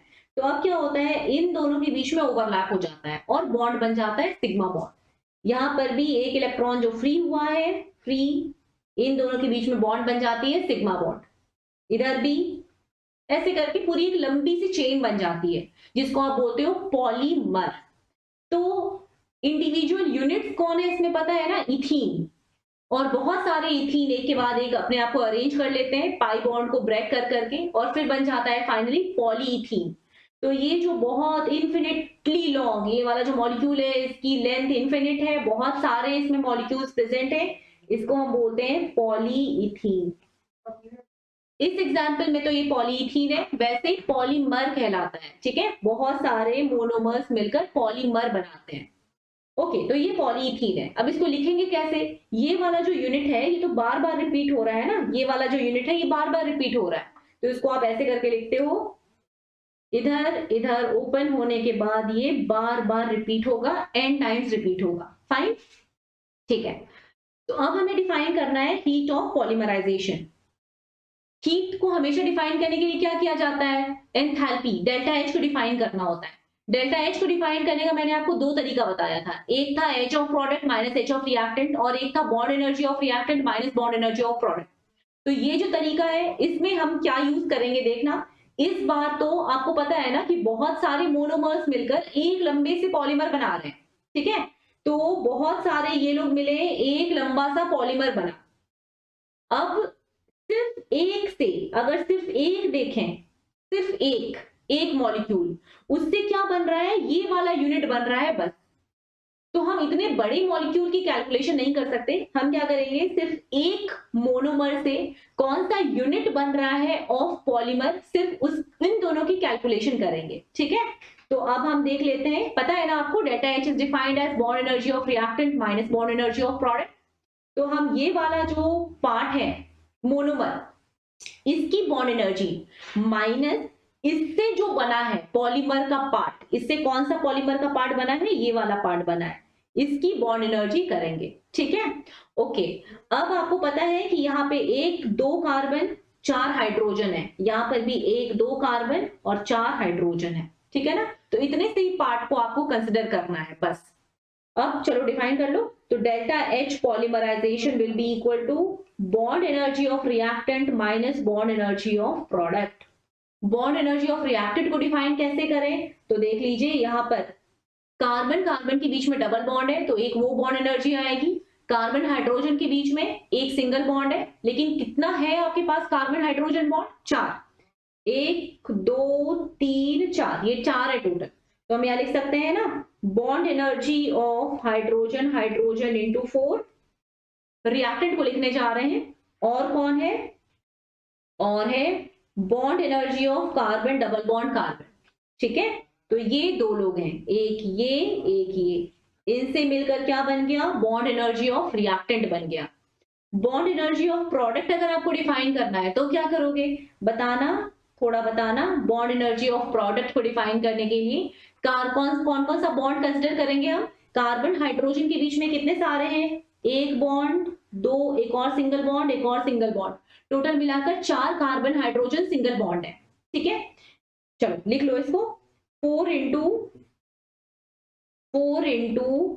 Bond energy of hydrogen hydrogen, ये तो सिंपल बात है, प्लस अब आएगा ट्विस्ट। अब बताओ, अब थोड़ा बताओ, कार्बन कार्बन बॉन्ड कितने हैं, एक तो ये वाला कार्बन कार्बन बॉन्ड है, कार्बन कार्बन सिंगल बॉन्ड है। ठीक है, और कौन है बच्चों, आपको पता है ना, ये वाला जो बॉन्ड है ये किसकी हेल्प से बना है, ये इसी कार्बन के एक इलेक्ट्रॉन की हेल्प से बना है। इसका जो 2 इलेक्ट्रॉन, ये वाला कार्बन था और ये वाला कार्बन था, आई होप आप देख पा रहे होगे। तो 2 कार्बन है, इन दोनों के बीच में एक पाई बॉन्ड है, वो पाई बॉन्ड टूट गया, उसके टूटने के कारण इलेक्ट्रॉन जो है वो बाहर आ गया, सेपरेट हो गया। तो वो इलेक्ट्रॉन आ गया यहाँ पर, दिख रहा है, ये दिख रहा है क्या, ये वाला इलेक्ट्रॉन, ये कार्बन का इलेक्ट्रॉन है, और इधर भी कार्बन का एक इलेक्ट्रॉन चला गया। उसके बाद ये जो इलेक्ट्रॉन है ये बगल वाले के साथ मिलकर फिर बॉन्ड बना रहा है। ठीक है, तो हम किसकी बात कर रहे हैं, पता है ना, 2 इलेक्ट्रॉन मिलते हैं तो एक बॉन्ड बन जाता है। सिर्फ एक ही इलेक्ट्रॉन की बात होगी तो उसको हम आधा बॉन्ड बोलेंगे। ठीक है, तो सिर्फ इतना पार्ट की हम बात कर रहे हैं जितना एक इथीन से आया। ओके, कार्बन कार्बन एक, तो ये सिंगल बॉन्ड है, आधा बॉन्ड कार्बन का इधर और आधा बॉन्ड कार्बन का इस साइड, मतलब आधा आधा, 2 कार्बन के हाफ बॉन्ड से और एक कार्बन कार्बन के बीच में पूरा पूरा बॉन्ड है। नेट मिलाकर कितने बॉन्ड हो गए कार्बन कार्बन के, 2, एक बीच वाले, हाफ इधर हाफ उधर। ओके, तो टोटल मिलाकर, इसको नहीं भूलना, 2 into bond energy of carbon carbon. ठीक है, तो ये 2 कहां से मल्टीप्लाई हुआ, ये जरूर समझना और एग्जाम में इसको भी यूज करना। ओके, चलो डेफिनेशन देख लेते हैं एक बार। The difference between enthalpy of 1 mole of monomer and enthalpy of products of polymerization reaction is known as enthalpy of polymerization. Okay, so chapter easy है, क्वेश्चन प्रैक्टिस करो, और कोई भी डाउट है तो मुझसे पूछो। एंड प्रैक्टिस तो हर चैप्टर में आपको करना है, एक बार प्रैक्टिस कर लोगे फिर वो चैप्टर बहुत ही अच्छे से कंसोलिडेट हो जाता है आपके माइंड में। ठीक है, तो अगर आपको कोई भी क्वेश्चन होता है तो पूछिए। Thanks a lot, question practice करते रहिए, all the best, bye bye.